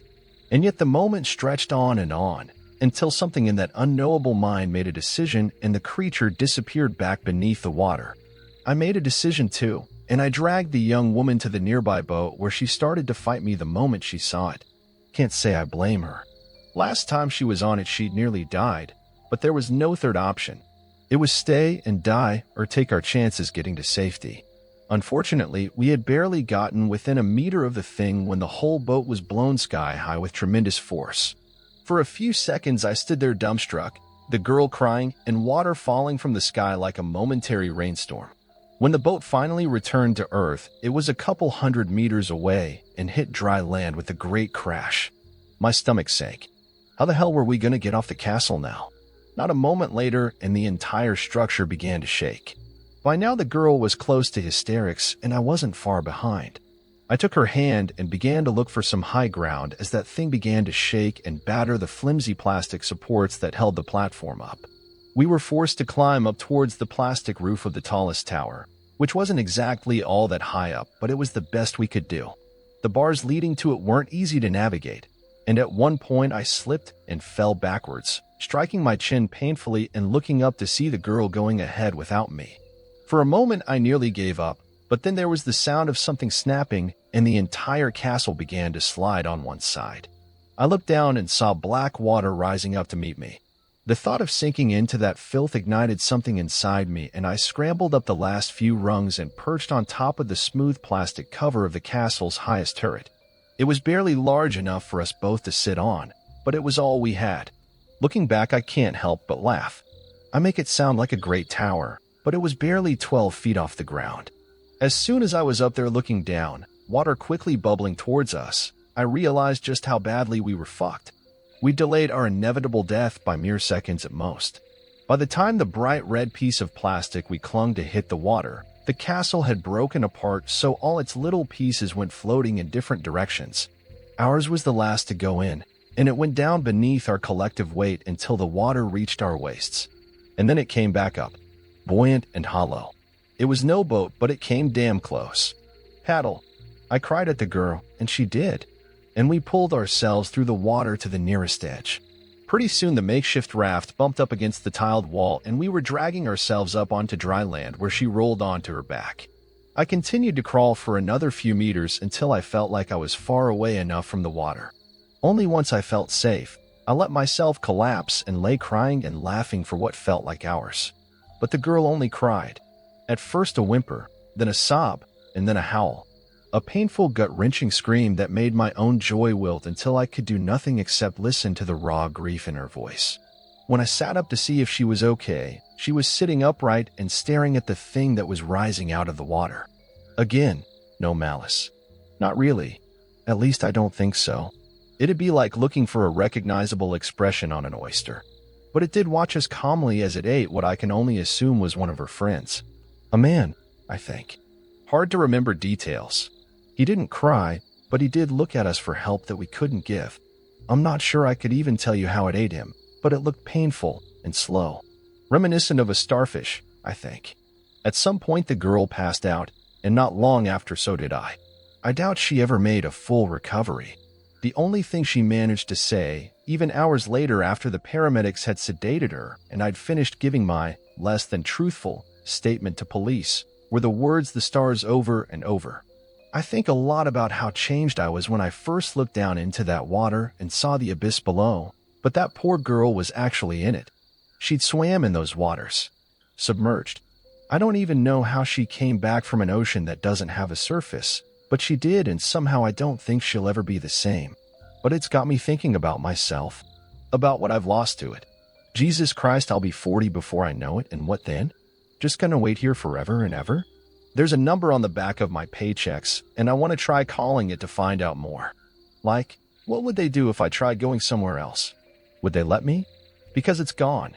The days of Ellen Ditzworth are gone. The days of a good back and strong legs are gone. The person I was before I saw that drift or die is gone. Yesterday is gone. The past is a shared hallucination. Only the present is real. I need to get out of here before I lose more of myself. I'm never going to understand this place. I realize that now. I can only accept that it exists and try to move on, which I should have done the day I saw those stars. Because there is an abyss, and it doesn't flow through time like we do. Doesn't occupy space like we do. But it's there. And it's full of gods the way a koi pond is full of fish. And I'm worried the more I think about it, the worse the park gets, and the closer I get to falling into waters that have no up or down, and which never ever end. In my dreams I am choking in the acidic bile of a creature that swallowed me whole. I'm worried that if I stay here much longer, I'll forget how to wake up. A stranger approached my car at night with a warning. Check the back seat. I like to think that I take my personal safety very seriously. I don't stand too close to the road while waiting for the walk signal. I have my location shared with my sister and mom. I keep my wits about me when I'm out in public, and I try not to dawdle after getting into my car. If I had only been more diligent about that last rule, I might not be in the situation I'm in now. Early this morning, just after midnight, I was sitting in my parked car outside of my favorite grocery store. I was exhausted from picking up a friend's evening shift, and so I stopped to grab dinner on my way home from work. The store is in an isolated part of town, but I had never felt unsafe in the area. Then again, I'd never been so late at night. The second I exited the store with my purchase, the old cashier closed up shop for the night and turned off all the lights in the building.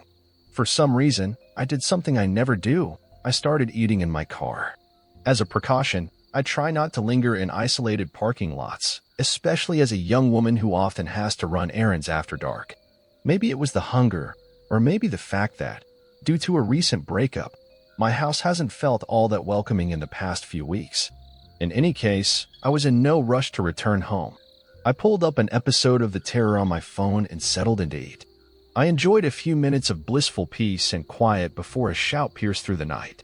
I looked up from my phone and was surprised to find a woman standing in front of my car, waving her arms at me. My car was parked right in front of the store, facing towards the building, and there was only a thin sidewalk separating my vehicle from the store's exterior. I hadn't seen her coming at all. It was like she had emerged from the brick wall before me. She rounded my car, coming to a stop beside the driver's side window. She then started pointing at the ground, the universal signal for roll your window down. Fat chance, I thought. Though she looked sane and kempt, I had no clue what her intentions were. In fact, I felt pretty vindicated in always locking my car doors immediately after entering. The woman, perhaps seeing I was making no move to exit my vehicle, then told me something no one wants to hear. "Hey," she shouted, "there's someone in your backseat." My mouth went dry. Time seemed to slow as 1,000 horror movie scenes raced through my head. I could almost feel the piano wire digging into my neck, the barrel pressing into my temple. I undid my seatbelt and prepared to launch myself out of the car. Now that the intruder knew I was aware of their presence, would I even have enough time to run? With one hand on the door handle, I stole a glance into the rearview mirror and saw no one. My car is a compact hatchback, meaning there is very little room for a person to hide in my cabin. Even in my exhausted state, I would have noticed someone upon looking into the mirror. My terror fading to confusion, I turned around in my seat, surveying the cabin with my own eyes, and confirmed that there was no one in my back seat. Click. When I turned back around, the woman had taken another step closer to my car. Her body was barely a foot from my door and her fingers were wrapped around the handle. There were a few more deep clicks as she tried, unsuccessfully, to open the locked door. I raised my gaze, and she gave me an odd smile, as though she and I were sharing a private joke. For the first time, using the faint glow of the street lamp, I took a closer look at the woman's face. Her skin was stretched tightly across her skull, making her thin mouth and nostrils appear as though they'd been cut onto her. Her eyes were deep-set and ovate, and her teeth seemed both too small and too numerous. I allowed myself a brief moment to gawk at the face before me, and then I threw my car into reverse and hightailed it out of the lot. For a few disheartening seconds, the woman held on to the door, keeping in step with my vehicle as I backed up. Luckily, she soon let go, and I drove away, my mind racing with the realization that the woman was trying to bait me out of my car. Even more disturbing was the fact that it had almost worked. I wondered if she had others with her that I simply hadn't seen, and what she had wanted from me. I hoped I had narrowly escaped a robbery as opposed to something much more sinister. I got back to my house 20 minutes later. Still shaken from my encounter, I rushed inside the house and made sure that all of my doors and windows were locked. My exhaustion did little to soothe my nerves. My mind played tricks on me as I got ready for bed, conjuring up flashes of the woman's face in the dark corners of my house. Once I finally fell asleep, my fears followed me from the waking world. I had a long, vivid nightmare, most of which I've either forgotten or is irrelevant to this account. All I know is that when I jolted awake some hours later, it was to the sound of a frantic banging on my front door. I sat up in bed, unsure if I was still dreaming or not. My alarm clock read 4:17. It was far too early for someone to be knocking on my door unless there was some kind of emergency, which, given the forcefulness of the knocks, there may have been. Slowly, I rose from my bed and inched towards the entryway. I had never before been in such a situation and was at somewhat of a loss as to how to react. I didn't smell a fire, thankfully, but that didn't mean all was well. Suddenly, I heard a man's voice calling out my name in a questioning tone. It sounded vaguely familiar, but I couldn't immediately place it. "Who is it?" I called back. "Brian," answered the disembodied voice, and relief washed over me. My neighbor, Brian, lived in the house across the street. We weren't close exactly, but I often saw him walking down the block with his dog, Bailey. I turned on the entryway light, but as I was still in my sleepwear, I didn't want to open the door unless I had to. Instead, I called back to him. "What's the matter?" "Well," he began. I heard his voice crack, and he cleared his throat. "Do you have someone over right now?" "What?" I asked, my heart skipping a beat. "No, I don't." "Why do you ask?" "Well, the dog had to go out, and while I was in the yard with him, I thought I saw someone in your front window. Someone who didn't look quite right." I stilled, feeling as though I were in some terrible dream. Turning around and glancing down the dark hallway, I wished I had turned on more lights on my way to answer the door. "She followed you home," I thought. "She's in your house with you right now." I was ready to bolt out the door into the cold, but by some miracle, I had just enough presence of mind left to consider my neighbor's words more carefully. Something was wrong. I stepped away from the door. "Are you all right, Brian?" He cleared his throat again, and when he next spoke, his voice sounded slightly different from before, as though he were testing out a new timbre. "Of course, I just got a bit of a cold here, but I still wanted to check in on you." My voice wavered as I voiced a question to my neighbor. "But, your dog, isn't it a girl?" Brian didn't respond. My mind reeled in the torturous silence, trying to discern whether the threat was outside the door or inside the house with me. After a full minute of complete stillness, the handle to my front door began to move. It rotated downwards as far as it could before the lock stopped it, then shook as the person on the other side of my door pulled on the handle. This happened several more times as the person tested my lock, and then there was a powerful bang, as though someone had rammed into my door with all their might. After that, there was silence again. I stood frozen in place for another minute. I had no peephole, but I worked up the nerve to walk into the living room and peer through the blinds into my front yard. In the distance, walking down the street away from my house, was a figure. Although I couldn't see the face, something deep within me knew it was the same person who had tried to open my car door. I watched her walk away into the quiet night until she disappeared from my view. Needless to say, I didn't get much sleep for the rest of the night. I split my time between roaming the perimeter of my house, looking for anything suspicious, and sitting in my kitchen running the events of the night over in my mind. The most likely explanation was that I'd been dreaming. After all, I'd nearly been baited into opening my door to a potential criminal just hours before, so it made sense that I'd have a nightmare about a similar situation. Then again, I had never, in my entire life, had a dream so vivid.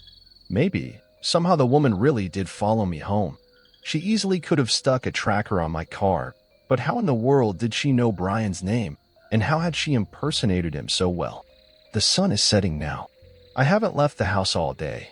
I've been too haunted by the idea of someone, or multiple someones, trying to draw me out into the open. No matter how many times I check the house, I still feel as though I catch glimpses of the woman in my periphery, of her beady eyes and uncanny smile. I suppose I should try to get some sleep now, impossible as that seems at this point. I just needed to jot this down before I went to bed, in case A, anything happens to me, and B, you ever think about blindly trusting the warnings of a stranger? I'm a long-haul trucker. I stopped for a lost kid on a deserted highway in the dead of night. What I saw attached to him, and the question he asked, is why I don't drive anymore. This happened a few years back. I was doing long-haul, mostly cross-country routes, the kind that take you through vast stretches of nothing. You know the ones, where the radio turns to static for hours, and the only sign of life is the occasional pair of headlights going the other way, miles apart. I was young, eager for the miles, the money. Didn't mind the solitude? Or so I thought. The route I was on took me across a long, desolate stretch of highway that ran between the borders of two large governmental territories. I don't want to say exactly where, but think big. Empty spaces, lots of trees, not much else. It was notorious among drivers for being a dead zone. No signal, no towns for 100 miles either side, and prone to weird weather. Most guys tried to hit it during daylight, but schedules are schedules. Mine had me crossing it deep in the night. I remember the feeling. Utter blackness outside the sweep of my headlights. The kind of dark that feels like it's pressing in on the cab. The only sounds were the drone of the diesel engine, the hiss of the air brakes now and then, and the rhythmic thrum of the tires on asphalt. Hypnotic. Too hypnotic. I'd been driving for about 10 hours, with a short break a few states back. Coffee was wearing off. The dashboard lights were a dull green glow, comforting in a way, but also making the darkness outside seem even more absolute. My eyelids felt like they had lead weights attached. You fight it, you know? Slap your face, roll down the window for a blast of cold air, crank up whatever music you can find that hasn't dissolved into static. I was doing all of that. It must have been around 2 or 3 a.m. I was in that weird state where you're not quite asleep, but not fully awake either. Like your brain is running on low power mode. The white lines on the road were starting to blur together, stretching and warping. Standard fatigue stuff. I remember blinking hard, trying to refocus. That's when I saw it, or thought I saw it. Just a flicker at the edge of my headlights, on the right shoulder of the road. Small, low to the ground. For a split second, I registered a shape, vaguely human-like, and then it was gone, swallowed by the darkness as I passed. My first thought? Deer. Or a coyote. Common enough. But it hadn't moved like an animal. It had been upright. My brain, sluggish as it was, tried to process it. Too small for an adult. Too still for an animal startled by a rig. Then the logical part, the part that was still trying to keep me safe on the road, chimed in. You're tired. Seeing things. Happens. And I almost accepted that. I really did. Shook my head, took a swig of lukewarm water from the bottle beside me. Kept my eyes glued to the road ahead. The image, though, it kind of stuck. A small, upright shape. Like a child. No way, I told myself. Out here? Middle of nowhere? Middle of the night? Impossible. Kids don't just wander around on interterritorial highways at 3 a.m. It had to be a trick of the light, a bush, my eyes playing games. I've seen weirder things born of exhaustion. Shadows that dance, trees that look like figures. It's part of the job when you're pushing limits. I drove on for maybe another 30 seconds, the image fading, my rational mind starting to win. Just a figment. Then, I glanced at my passenger side mirror. Habit. Always checking. And my blood went cold. Not just cold, it felt like it turned to slush. There, illuminated faintly by the red glow of my trailer lights receding into the distance, was the reflection of a small figure. Standing. On the shoulder of the road. Exactly where I'd thought I'd seen something. It wasn't a bush. It wasn't a shadow. It was small, and it was definitely standing there, unmoving, as my truck pulled further and further away. My heart started hammering against my ribs. This wasn't fatigue. This was real. There was someone, something, back there. And it looked tiny. Every instinct screamed at me. Danger. Wrong. Keep going. But another voice, the one that makes us human, I suppose, whispered something else. A kid? Alone out here? What if they're hurt? Lost? I fought with myself for a few seconds that stretched into an eternity. The image in the mirror was getting smaller, fainter. If I didn't act now, they'd be lost to the darkness again. God, the thought of leaving a child out there, if that's what it was. Against my better judgment, against that primal urge to just floor it, I made a decision. I slowed the rig, the air brakes hissing like angry snakes. Pulled over to the shoulder, the truck groaning in protest. Put on my hazards, their rhythmic flashing cutting into the oppressive blackness. Then, I did what you're never supposed to do with a full trailer on a narrow shoulder. I started to reverse. Slowly, carefully, my eyes flicking between the mirrors, trying to keep the trailer straight, trying to relocate that tiny figure. The crunch of gravel under the tires sounded unnaturally loud. It took a minute, maybe two, but it felt like an hour. The red glow of my tail lights eventually washed over the spot again. And there it was. A kid. I stopped the truck so my cab was roughly alongside them, maybe 10 feet away. Switched on the high beams, hoping to get a better look, and also to make myself clearly visible as just a truck, not something else. The kid was small. Really small. I guess maybe 6, 7 years old? Hard to tell in the glare. They were just standing there, on the very edge of the gravel shoulder, right where the trees began. The woods pressed in close on the stretch of road, tall, dark pines and dense undergrowth that looked like a solid black wall just beyond the reach of my lights. The kid wasn't looking at me. They were facing sort of parallel to the road, just walking. Slowly. Like they were on a stroll, completely oblivious to the massive 18-wheeler that had just pulled up beside them, engine rumbling, lights blazing. They were wearing what looked like pajamas. Thin, light-colored pajamas. In the chill of the night. No coat, no shoes that I could see. My mind reeled. This was wrong. So many levels of wrong. I killed the engine. The sudden silence was almost deafening, amplifying the crickets, the rustle of leaves in the woods from a breeze I couldn't feel in the cab. My heart was still thumping, a weird mix of fear and adrenaline and a dawning sense of responsibility. I rolled down the window. The night air hit me, cold and damp, carrying the scent of pine and wet earth. Hey, I called out. My voice sounded hoarse, too loud in the quiet. Hey, kid. No response. They just kept walking, one small, bare foot in front of the other, at a pace that was taking them absolutely nowhere fast. Their head was down slightly. I couldn't see their face properly. Kid, are you okay? I tried again, louder this time. Slowly, so slowly, the kid stopped. They didn't turn their head fully, just sort of angled it a fraction, enough that I could see a pale sliver of cheek in the spill of my headlights. Still not looking at me. Still ignoring the multi-ton machine idling beside them. A prickle of unease ran down my spine. Not the normal kind of unease. This was deeper, colder. Animals act weird sometimes, but kids? A lost kid should be scared, relieved, something. This one was nothing. What are you doing out here all alone? I asked, trying to keep my voice calm, friendly. Like you're supposed to with a scared kid. Even though this one didn't seem scared at all. It's the middle of the night. Silence. Just the sound of their bare feet scuffing softly on the gravel as they took another step, then another. As if my presence was a minor inconvenience, a background noise they were choosing to ignore. This wasn't right. My internal alarm bells were clanging louder now. My hand hovered near the gear stick. Part of me wanted to slam it into drive and get the hell out of there. But the image of this tiny child, alone, possibly in shock. I couldn't just leave. Could I? Where are your parents? I pushed, my voice a bit sharper than I intended. Are you lost? Finally, the kids stopped walking completely. They turned their head, just a little more. Still not looking directly at my cab, more towards the front of my truck, into the glare of the headlights. I could see their face a bit better now. Pale, featureless in the harsh light, like a porcelain doll. Small, dark smudges that might have been eyes. No expression. None. Not fear, not sadness, not relief. Just blank. An unreadable slate. Then, a voice. Small. Thin.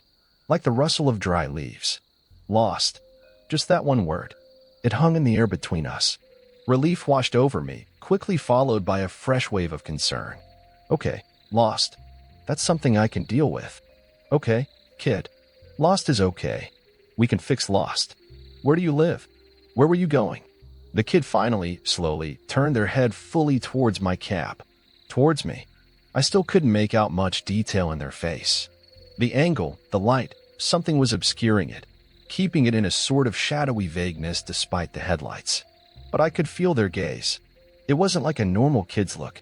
There was a weight to it, an intensity that was deeply unsettling for such a small form. Home, the kid said, that same thin, reedy voice. Trying to get home. Right, home. Where's home? I asked, leaning forward a bit, trying to project reassurance. Is it near here? Did you wander off from a campsite? A car. There were no campsites for miles. No broken-down cars on the shoulder. I knew that. The kid didn't answer that question directly. Instead, they took a small step towards the truck. Then another. My hand tensed on the door handle, ready to open it, to offer. What? A ride? Shelter? I didn't know. It's cold out here, I said, stating the obvious. You should get in. We can get you warm, and I can call for help when we get to a spot with a signal. My CB was useless, just static. My phone had shown no service for the last hour. The kid stopped about 5 feet from my passenger door. Still in that pale, thin pajama-like outfit, barefoot on the sharp gravel. They should be shivering, crying. They were doing neither. Can you help me? The kid asked. The voice was still small, but there was a different inflection to it now. Less flat. A hint of something else. Pleading. Maybe. Yeah, of course, I can help you, I said. That's why I stopped. Where are your parents? How did you get here? The kid tilted their head. A jerky, unnatural little movement. They're waiting. At home. Okay. And where's home? Which direction? I gestured vaguely up and down the empty highway. The kid didn't point down the road. They made a small, subtle gesture with their head, a little nod, towards the trees, towards the impenetrable darkness of the woods lining the highway. And there, the kid said. My stomach clenched. In the woods? Your home is in the woods. Lost? The kid repeated, as if that explained everything. Trying to find the path. It's dark. Yeah, it's very dark, I agreed, my eyes scanning the tree line. It looked like a solid wall of black. No sign of any path, any habitation. Just dense, old-growth forest. The kind of place you could get lost in for days, even in daylight. Can you come out? The kid asked. Help me look. It's not far. I can't see it from here. Every rational thought in my head screamed, get out of the truck? In the middle of nowhere, in the pitch dark, with this strange child who wanted me to go into those woods. No, absolutely not. But the kid looked so small, so vulnerable. If there was even a tiny chance they were telling the truth, that their house was just a little way in, and they were genuinely lost. I don't think that's a good idea, buddy, I said, trying to sound gentle. It's dangerous in there at night. For both of us. Best thing is for you to hop in here with me. We'll drive until we get a signal, and then we'll call the police or the rangers. They can help find your home properly. The kid just stood there. That blank, unreadable face fixed on me. But it's right there, they insisted, their voice a little more insistent now. Just a little way. I can almost see it. If you just step out, the light from your door would help. My skin was crawling. There was something profoundly wrong with this scenario. The way they were trying to coax me out. The lack of normal emotional response. The pajamas. The bare feet. The woods. I looked closer at the kid, trying to pierce that strange vagueness around their features. My headlights were bright, but it was like they absorbed the light rather than reflected it. Their eyes. I still couldn't really see their eyes. Just dark hollows. I really think you should get in the truck, I said, my voice firmer now. It's warmer in here. We can figure it out together. The kid took another step closer. They were almost at my running board now. Please, they said. That reedy voice again. My leg hurts. I can't walk much further. If you could just help me a little. Just to the path. My internal conflict was raging. My trucker instincts, honed by years of seeing weird stuff and hearing weirder stories at truck stops, were blaring warnings. But the human part, the part that saw a child in distress, was still there, still arguing. I was tired. So damn tired. Maybe I wasn't thinking straight. Maybe this was all some bizarre misunderstanding. I squinted, trying to see past the kid, towards the tree line they'd indicated. Was there a faint trail I was missing? A flicker of light deep in the woods? No, nothing. Just blackness. Solid, unyielding blackness. And then I saw it. It wasn't something I saw clearly at first. It was more like an anomaly. A disturbance in the darkness behind the kid. The kid was standing with their back mostly to the woods, facing my truck. Behind them, the darkness of the forest was absolute. Or it should have been. But there was something connected to them. Something that stretched from the small of their back, from under the thin pajama top, and disappeared into the deeper shadows of the trees. At first, I thought it was a trick of the light, a weird shadow cast by my headlights hitting them at an odd angle. Maybe a rope they were dragging? A piece of clothing snagged on a branch? I leaned forward, trying to get a clearer view. The kid was still talking, their voice a low, persistent murmur. It's not far. Please, just help me. I'm so cold. But I wasn't really listening to the words anymore. I was focused on that thing behind them. It wasn't a rope. It wasn't a shadow. It was a tube. A long, dark, thick tube. It seemed to emerge directly from the kid's lower back, impossibly, seamlessly. It was dark matte, like a strip of the night itself given form, and it snaked away from the child, maybe 10, 15 feet, before disappearing into the inky blackness between two thick pine trunks. It wasn't rigid. It seemed to have a slight, almost imperceptible flexibility, like a massive, sluggish umbilical cord made of shadow. It didn't reflect any light from my headlamps. It just absorbed it. My breath hitched in my throat. My blood, which had been cold before, now felt like it had frozen solid. This wasn't just wrong. This was impossible. Unnatural. The kid was still trying to coax me. Are you going to help me? It's just there. You're so close. My voice, when I finally found it, was barely a whisper. I couldn't take my eyes off that appendage. Kid, what is that? Behind you. The kid flinched. Not a big movement, just a tiny, almost imperceptible tightening of their small frame. Their head, which had been tilted pleadingly, straightened. The blankness on their face seemed to solidify. What's what? They asked, their voice suddenly devoid of that pleading tone. It was flat again. Colder. That thing, I stammered, pointing with a shaking finger. Coming out of your back.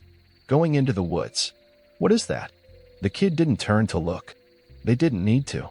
Their gaze, those dark, unseen eyes, bored into me. It's nothing, they said. The voice was still small, but it had a new edge to it.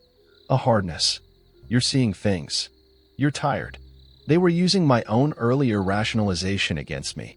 No, I said, my voice gaining a tremor of conviction born of sheer terror. No, I'm not. I see it. It's right there. It's connected to you. The kid was silent for a long moment. The only sound was the thumping of my own heart, so loud I was sure they could hear it. The crickets had stopped. The wind seemed to die down.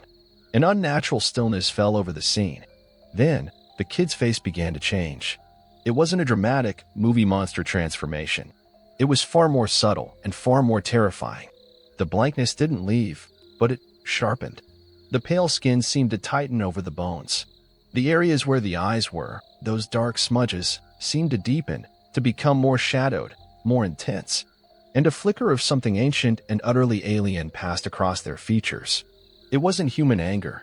It was something older, colder, and infinitely more patient. now strained to its limit. The air in my cab suddenly felt thick, heavy, hard to breathe. "Just come out of the truck," the kid said, and the voice, oh God, the voice. It wasn't the small, reedy voice of a child anymore. It was deeper, resonant, with a strange, grating undertone, like stones grinding together. It was coming from that small frame, but it was impossibly large, impossibly old. It vibrated in my chest. "Come out. Now." The command was absolute. My hand, which had been hovering near the gear stick, now gripped it like a lifeline. My other hand fumbled for the ignition key, which I'd stupidly left in. "What are you?" I choked out, staring at the monstrous thing playing dress-up in a child's form, at the dark, pulsating tube that was its anchor to the shadows. The kid's head tilted again, that jerky, unnatural movement. The expression on its face, if you could call it that, was one of pure, unadulterated annoyance. Contempt, like I was a particularly stupid insect it had failed to swat. And then it spoke, in that same terrible, resonant, grinding voice. The words it said are burned into my memory, colder than any winter night. Why it rasped, the sound seeming to scrape the inside of my skull. "The FUCK are human smarter now?" That was it. That one sentence. The sheer, cosmic frustration in it. The implication of past encounters, of easier prey. The utter alien nature of it. I didn't think. I didn't plan. I reacted. Primal fear, the kind that bypasses all higher brain function, took over. My hand twisted the key. The diesel engine roared back to life, a sudden, violent explosion of sound in the horrifying stillness. The kid, the thing, actually recoiled. A small, jerky step back. The expression, that awful, tightened, ancient look, intensified. I slammed the gear stick into drive.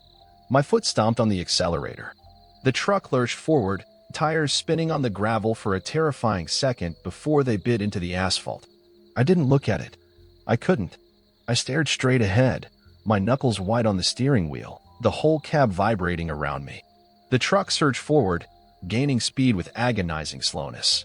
For a horrible moment, I imagined that tube thing whipping out, trying to snag the trailer, to pull me back, to drag me into those woods. I imagined that small figure, with its ancient, terrible voice, somehow keeping pace. I risked a glance in my driver's side mirror. It was standing there, on the shoulder, unmoving. The headlights of my departing truck cast its small silhouette into sharp relief, and behind it, the dark tube was still visible, a thick, obscene cord snaking back into the endless night of the forest.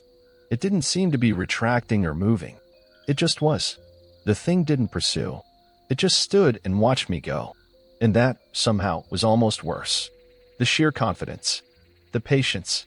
Like it knew there would be others. Or maybe it was just annoyed that this particular attempt had failed. I drove. I don't know for how long. I just drove. My foot was welded to the floor. The engine screamed. I watched the speedometer needle climb, far past any legal or safe limit for a rig that size, on a road that dark. I didn't care. The image of that thing, that child shape with its dark umbilical to the woods, and that voice, that awful, grinding voice asking its horrifying question, was burned onto the inside of my eyelids. I must have driven for an hour, maybe more, at speeds that should have gotten me killed or arrested, before the adrenaline started to fade, replaced by a bone-deep, shaking exhaustion that was more profound than any fatigue I'd ever known. My hands were trembling so violently I could barely keep the wheel straight. Tears were streaming down my face, not from sadness, but from sheer, unadulterated terror and relief. When the first hint of dawn started to gray the eastern sky, and my phone finally beeped, indicating a single bar of service, I pulled over at the first wide spot I could find. I practically fell out of the cab, vomiting onto the gravel until there was nothing left but dry heaves. I sat there on the cold ground, shaking for a long time, watching the sun come up, trying to convince myself that it had been a dream, a hallucination brought on by exhaustion. But I knew it wasn't. The detail of that tube, the voice, the question. You don't hallucinate something that specific, that coherent, that utterly alien. I never reported it. Who would I report it to? What would I say? Officer, I saw a little kid who was actually an ancient cosmic horror tethered to the woods by a nightmare umbilical cord, and it got mad because I didn't want to be its dinner? They'd have locked me up. breathalyzed me, drug tested me, sent me for a psych eval. I finished that run on autopilot, dropped the load, drove my rig back to the yard, and I quit. I told them I was burned out, needed a break. They tried to convince me to stay, offered me different routes, more pay. I just couldn't. Every time I closed my eyes, I saw that kid, that tube, those woods. Every dark road felt like a trap. I found a local job, something that keeps me home at night. I don't drive in remote areas anymore if I can help it, especially not at night. I still have nightmares. Sometimes, when I'm very tired, driving home late from somewhere, I'll see a flicker at the edge of my vision, on the side of the road, and my heart will try to beat its way out of my chest. I don't know what that thing was. An alien? A demon? Something else? Something that doesn't fit into our neat little categories? All I know is that it's out there, and it's patient, and it seems to have learned that its old tricks aren't as effective as they used to be. Why the fuck are humans smarter now? That question haunts me. It implies they weren't always. It implies that, once upon a time, we were easier. That maybe, just maybe, people like me, tired and alone on dark roads, used to just step out of the cab when asked, and were never seen again. So, if you're ever driving one of those long, lonely stretches of road, deep in the night, and you see something you can't explain, maybe just keep driving. Maybe being smarter now means knowing when not to stop. Knowing when to ignore that little voice telling you to help, because what's asking for help might not be what it seems. Stay safe out there. And for God's sake, stay on the well-lit roads. Stay in your vehicle. Back in April of 2013, I went through something that I haven't been able to talk about. I was paid a significant amount of money to stay quiet, in return for signing a 10-year agreement to shut the hell up. Now that the time is up, I've considered my options. I could just let this go and never speak of it again. I won't gain anything from speaking out, and I got a lot to lose. But then again, this is just an anonymous post online. Words have less meaning that way. West Virginia. It was hotter than usual, without a whiff of wind. I was coming home from a visit to my aunt. She'd broken her leg and couldn't leave her house. I was making my way back home, taking the I-64 out of Lewisburg. It started with the radio. It was playing that one Macklemore song I'd heard 100 times over. The sound was cutting in and out in a quick staccato, then disappeared completely. I could hear cars honking up front as a line began to form. There was a sway in the trees, as if greater and greater pressure was being put on them. I could hear wind rushing against the left side of the car, forcing me to pull the other way to compensate. I closed the sunroof as a dust cloud blew past, staining the windshield. Then, a rumble. It sounded like thunder, but from the ground. Like a groaning bellow, growing louder and clearer by the second. As it reached its peak, I could see trees toppling over. A small Kia got pushed off balance and swerved off the road. As the sound died down, the road devolved into chaos. Some were desperately changing lanes, others were stepping on the brakes. I got my door scraped as the car behind me sped past. The radio was playing an automated message. A local emergency alert, referred to as a geological event. We were asked to turn off all air conditioning, slow down, and divert to the nearest exit. It repeated in a monotone voice. Geological event. No air conditioning. Slow down. Divert to nearest exit. Minutes passed. There was a line forming further down the road. Police officers blocking the lanes in all directions, leaving a highway exit as the only option. Some folks were trying to push past the barricades but were forced back at gunpoint. I could see officers wearing gas masks and riot shields. We were waved in. I followed the exit and got directed to the right. There was an open field that was used as a sort of impromptu parking lot. Cars were being waved in and parked in a way that boxed us in, leaving no room for us to open our doors in either direction unless we got parked at the edge. For lines of cars with about 10 to 15 vehicles per line, surplus vehicles were directed further down the road. The place was packed.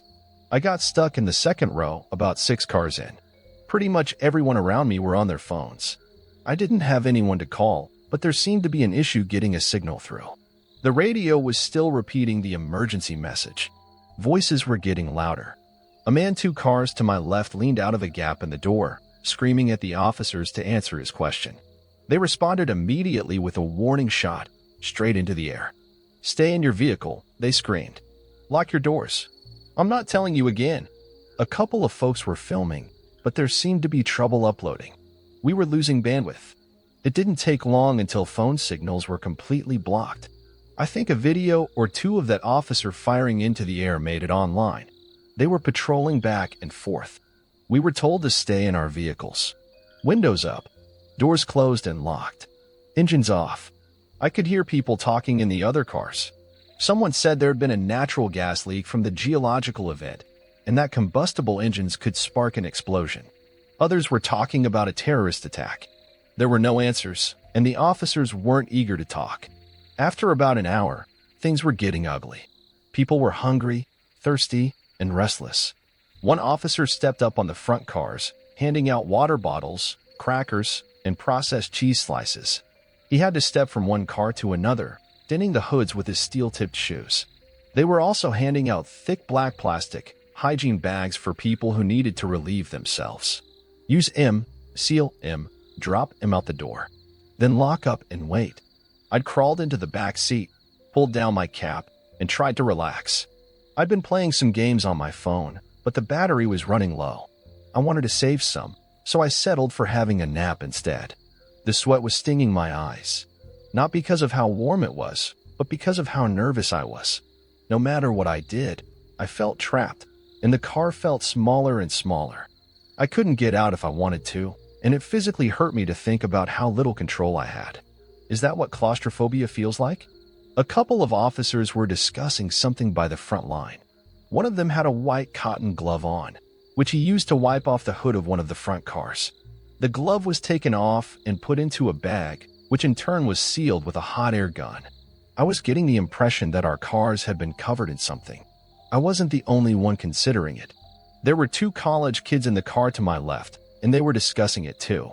Anthrax, one of them said. Gotta be. Nah, gold dust, the other chuckled. They don't want to share. You know what? The first groaned. I honest to God hope you're right. You're not, but I hope you are. Fuck you. I joined in the conversation shortly after. I offered another explanation, something combustible. Something that might blow up if we started our cars. They were willing to consider this. The car behind me couldn't hear us, but the driver held up a notebook with the text, "If we do know what, it's gotta be aliens." I couldn't tell if they were serious, but they weren't laughing about it. A man in his 50s and what looked like his daughter. There were a couple of other folks in the other cars. A man in a black shirt, sort of looked like a preacher without a collar. Two middle-aged women with a kid in the back seat. A fat man blaring Johnny Cash from his stereo. A couple with a teenage son who couldn't stop drumming on the windows. We'd been stuck for about 2.5 hours when a truck rolled in. One of those with a large water tank. It was unmarked, looked civilian. As it rolled in, they were calling out on the megaphone. "We'll be hosing your vehicles down," they said. "Keep everything locked and closed. Then we'll be covering your vehicle with protective plastic while we wait for it to dry. After that, we'll start letting you go in an orderly manner." I repeat. Most of us were relieved. It was only a matter of time now. It was getting dark. They were getting up on the cars, hosing them down thoroughly. It smelled of chlorine, so maybe they'd mixed something into the water. As they came to my car, they stepped up on it and double-checked the sunroof, making sure it was locked and secured. They sprayed the car down, bathing it in chemical stink, the kind that gets stuck to the back of your throat. It took a long time for them to finish, at least an hour or two. After that, they were rolling out a kind of plastic cover at the short side of the lot, the kind you use to protect pools or rain covers for football fields. They used 2 squad cars to slowly drape the thing over the entire lot, securing the edges with large rocks. "Please stay calm," they called out as the plastic crawled over us. "I know this is uncomfortable, but this is for your own safety. Once the cleaning is done, you will be free to go. Stay inside your vehicle at all times." I repeat. I did as I was told. I stayed inside, and I watched that plastic cover sweep over me. It felt like getting buried alive. All lights went out, leaving me in complete darkness, accompanied only by the vague, disembodied voices of the others. The college kids were talking about where they were going to go after this. Someone was honking, not sure if it was to show support or discontent. Someone else was cheering. I took my last swig of water, washing down my final plane cracker. I got back in the driver's seat. I could hear as they finished moving the plastic cover and parking their squad vehicles. I waited patiently, figuring it'd be maybe another hour or so. They hadn't really given us a timeline, but I could breathe a little easier. Sort of. I was going back and forth between feeling empowered with my hands on the wheel and feeling like I was stuck in a metal coffin. It was so dark, and everything smelled of plastic and chemicals, like a car wash stuck in time. As the excitement died down, I paid more attention to the background sounds. I tried to filter out the various discussions from the nearby cars, and somewhere in the distance, I heard raised voices. It wasn't coming from the cars, but the officers. Whatever they were talking about, it was a heated discussion. An hour came and went, and people were getting impatient. More cars were honking. Others were yelling, demanding answers. I couldn't get my leg to stop shaking. The more I thought about getting out of there, the smaller the car felt. I was hyper-focusing on things I couldn't control. I was a little thirsty, and I was out of water. I needed to use the bathroom. I wanted to stretch my legs and go for a walk. I wanted to breathe fresh air and get that awful chemical taste out of my mouth. I heard cars starting, accelerating. The truck was moving, somewhere off to the side. "We need you to stay in your vehicle," a voice screamed over the megaphone. "Do not leave for any reason. Stay in your vehicle." Cars speeding off. Not many, but a couple. Then, quiet. The officers left us there. Everyone was quiet. A couple of folks had opened up their phones, using them as flashlights to look from car to car. Looking out at the sea of vehicles, all of us trapped under that dark cover, I could see a handful of lights cut off by sharp silhouettes. I couldn't make out who was who in the dark. It was all just people. Anonymous. I heard a gasp somewhere in the back. There was a metallic clunk, like when the officers climbed atop our cars to get us our water. There was a careful cheer as some folks figured they were taking off the plastic cover. But that wasn't it. Instead, there were more footsteps. The cheers slowly died down as more and more footsteps pattered across our cars. I stopped counting after a dozen. The silhouettes in the other cars were still. We all held our breaths, waiting for an answer to show itself. What the hell was going on? What was that sound? Somewhere off to my right, I heard a voice. "Who's up there?" It sounded like an older man. I'd seen a pickup truck that way earlier. Almost as a response, the footsteps stopped. There was a faint clicking sound, like someone snapping their tongue against the roof of their mouth. Click, click. And from further away, a click in response. From somewhere to my left, another couple clicks. Then, a cascade of clicks. Dozens. Maybe hundreds. There was an awful metallic noise coming from my right. Then, breaking glass. A scream, cut short, followed by several irregular taps of the car horn. One of the silhouettes in the distance turned into a blur as something passed through the windshield, cutting through the plastic cover. Somewhere in the front row, the roof of a car was cut wide open. Someone was pulled up out of their seat. 2 cars back from where I was, there was more glass breaking. It sounded like a wild animal got in. I could see a weak hint of red spattered against the passenger side windows. I wasn't getting any air. I could feel my heart beating through my chest as my arms started shaking. My hands were cramped around the steering wheel, and I felt sweat dripping down my shoulders. I couldn't control it. I didn't even see what was going on, but these sounds, these screams, they awakened something primal. This was danger. A threat. My body knew long before I did. The college kids in the other car were ducking down. One of them waved a hand at me, as if telling me to get down. I nodded. I scrambled into the back seat. I couldn't see where I was putting my hands or my feet. Everything is different in the dark. As I tumbled my way over, my foot accidentally tapped the car horn. It was a quick tap, a fraction of a second. But to me, it was the loudest sound in the world. I was lying on my stomach in the back seat, and within seconds, something heavy climbed onto the hood of my car. I could feel the car buckling. It was much heavier than the man who'd passed out water bottles. I held my hands in front of my mouth to stop the panting, but I just ended up snorting up sweat instead. My nose stung as I bit my tongue, listening to every metallic groan as whatever was outside moved and shifted. Click, click. And from behind my car, a click in response. There were no lights being held up anymore. Everyone was cowering, going quiet. I pushed myself up against the door behind the driver's seat, trying to make myself as small as possible. I could hear the frame of the car complain as something slowly moved. When it came to my sunroof, there was a slight crack. That made it stop. Another crack. I silently shook my head, as if trying to ask the car to stop. That thing was going to break. And it did. My legs were showered with glass as a big blob of plastic cover dipped into my car. Something big came tumbling into the front seat, still covered in protective plastic. It twitched and spun around, its clicking turning from a careful question-like noise to a never-ending barrage. It was calling for help, alerting others, and it was cutting its way through the plastic. There were footsteps coming from every direction, some of them leaping from car to car, some of them leaping far enough to skip a car as they hurried. I was going to be swarmed within seconds. I fumbled with my hands, accidentally cutting my thumb on the broken glass. I managed to open the passenger side door, but even at its widest, and even when pressing into the college kid's car, it wasn't enough room to get out. Still, I had to try. I pressed myself into the gap and exhaled as much as I could, flattening my chest. While the thing thrashed around inside my car, I could feel my vision going faint. Black spots popped up at the edge of my vision. My arms were going weak, and yet by some miracle, I made it through. As my face hit the gravel of the makeshift parking lot, I felt the burn of residual chemicals. I swallowed my instinct to run, instead staying on my stomach, forcing myself to crawl under my car. There were more of them, some climbing on, some off.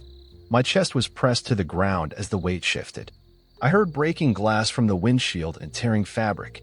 Something was stuck up there, and it was furious, like a trapped animal. I could hear the college kids mumbling to one another, trying to stay calm, one assuring the other that all they had to do was stay low, stay quiet, and wait. Then, something slammed into the passenger side door, the one I'd crawled out of.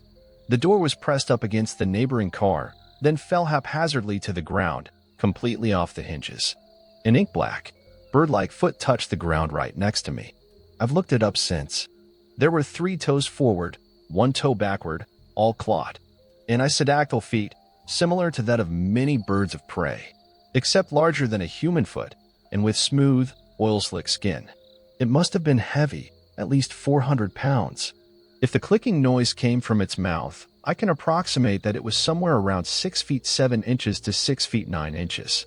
Or taller, it could have been hunched over.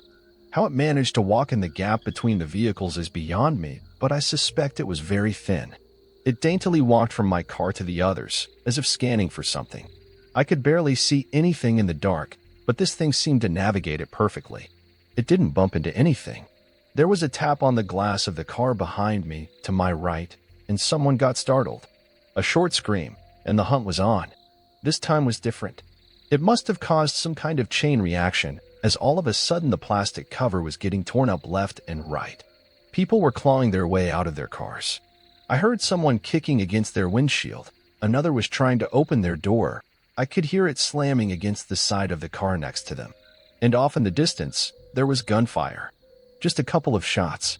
The college kids in the car next to me slammed their doors open and followed my lead. They rolled onto the ground and under their car. There was a little more light coming in as the cover had been torn above. Their faces were red from tears, and one of them was desperately trying to call for help on his phone. The other grabbed the phone out of his hand. A short scuffle ensued, ending with them putting on a ringtone and sliding the thing as far to the left as they could. Whatever car that phone landed under was demolished. Every window broken. Every passenger gone. I could hear the grinding as a seat was ripped in two and thrown away. In a matter of seconds, an entire vehicle was torn to pieces as a dozen of those things swarmed it. "Shut up," one of the college kids repeated. "Shut up, shut up, shut up." Something reached under my car. It scraped against the sole of my shoe, tearing a hole all the way to my big toe. I hurried forward, scurrying like a lizard. The college kids noticed and followed suit. I don't think they thought about it too much. It was just movement, and they went for it. I made it 2 cars down before I got stuck. There was something dark in the way, and I couldn't get around it without exposing myself. I couldn't see what it was, but it didn't take long for me to figure it out. There was a meaty crunch, as if someone was biting chunks out a piece of meat. It was struggling to get through the fabric of their clothes, making a snapping noise as threads gave way. A pool of blood rolled under the car, staining the tip of my fingers. It was still warm. One of those things were eating a victim. I hunkered down, trying to remember to breathe. And I stayed there, waiting for a chance. Any chance. I must have stayed there for at least an hour, hearing every bite, every crack of bone and snap of sinew. Satisfied clicking noises. As it finished its meal, it wandered off, dragging the remains along. They were moving forward. Something heavy walked over the car I was hiding under, dragging a body along. Slowly, the footsteps disappeared. It was quiet again, and in that quiet, I found my footing. I made my way to the edge of the plastic cover. I listened one final time, pushed one of the weights away, and slipped through. They were gone, and I was out. I could feel my chest growing lighter, allowing me to breathe. I wanted to cry from relief. A breeze was picking up, drying the sweat on my brow and carrying the smell of grass. Stepping back, I turned towards the sea of cars to see how bad the damage was. And then I saw one. It was a bit off to the side, perching on top of an old Honda. At a glance, it looked like a tall person, covered in a slick black ink. But looking closer, you could see the strange bird-like feet, the pointed nails, the long row of shark-like teeth on a mouth that was far too wide. I froze. The thing rose to its full length, easily over 7 feet tall. It looked ready to pounce on me. I had nothing to defend myself with. I couldn't make any sudden moves. I wouldn't even be halfway under the car before that thing would be over me. 100 thoughts raced through my mind, but there was nothing I could do. I was out of options. But the thing just looked at me. It raised a slice of raw meat. Blood dripped onto the plastic cover. It looked at me curiously, taking a bite. Then, as if nothing had happened, it wandered off, satiated.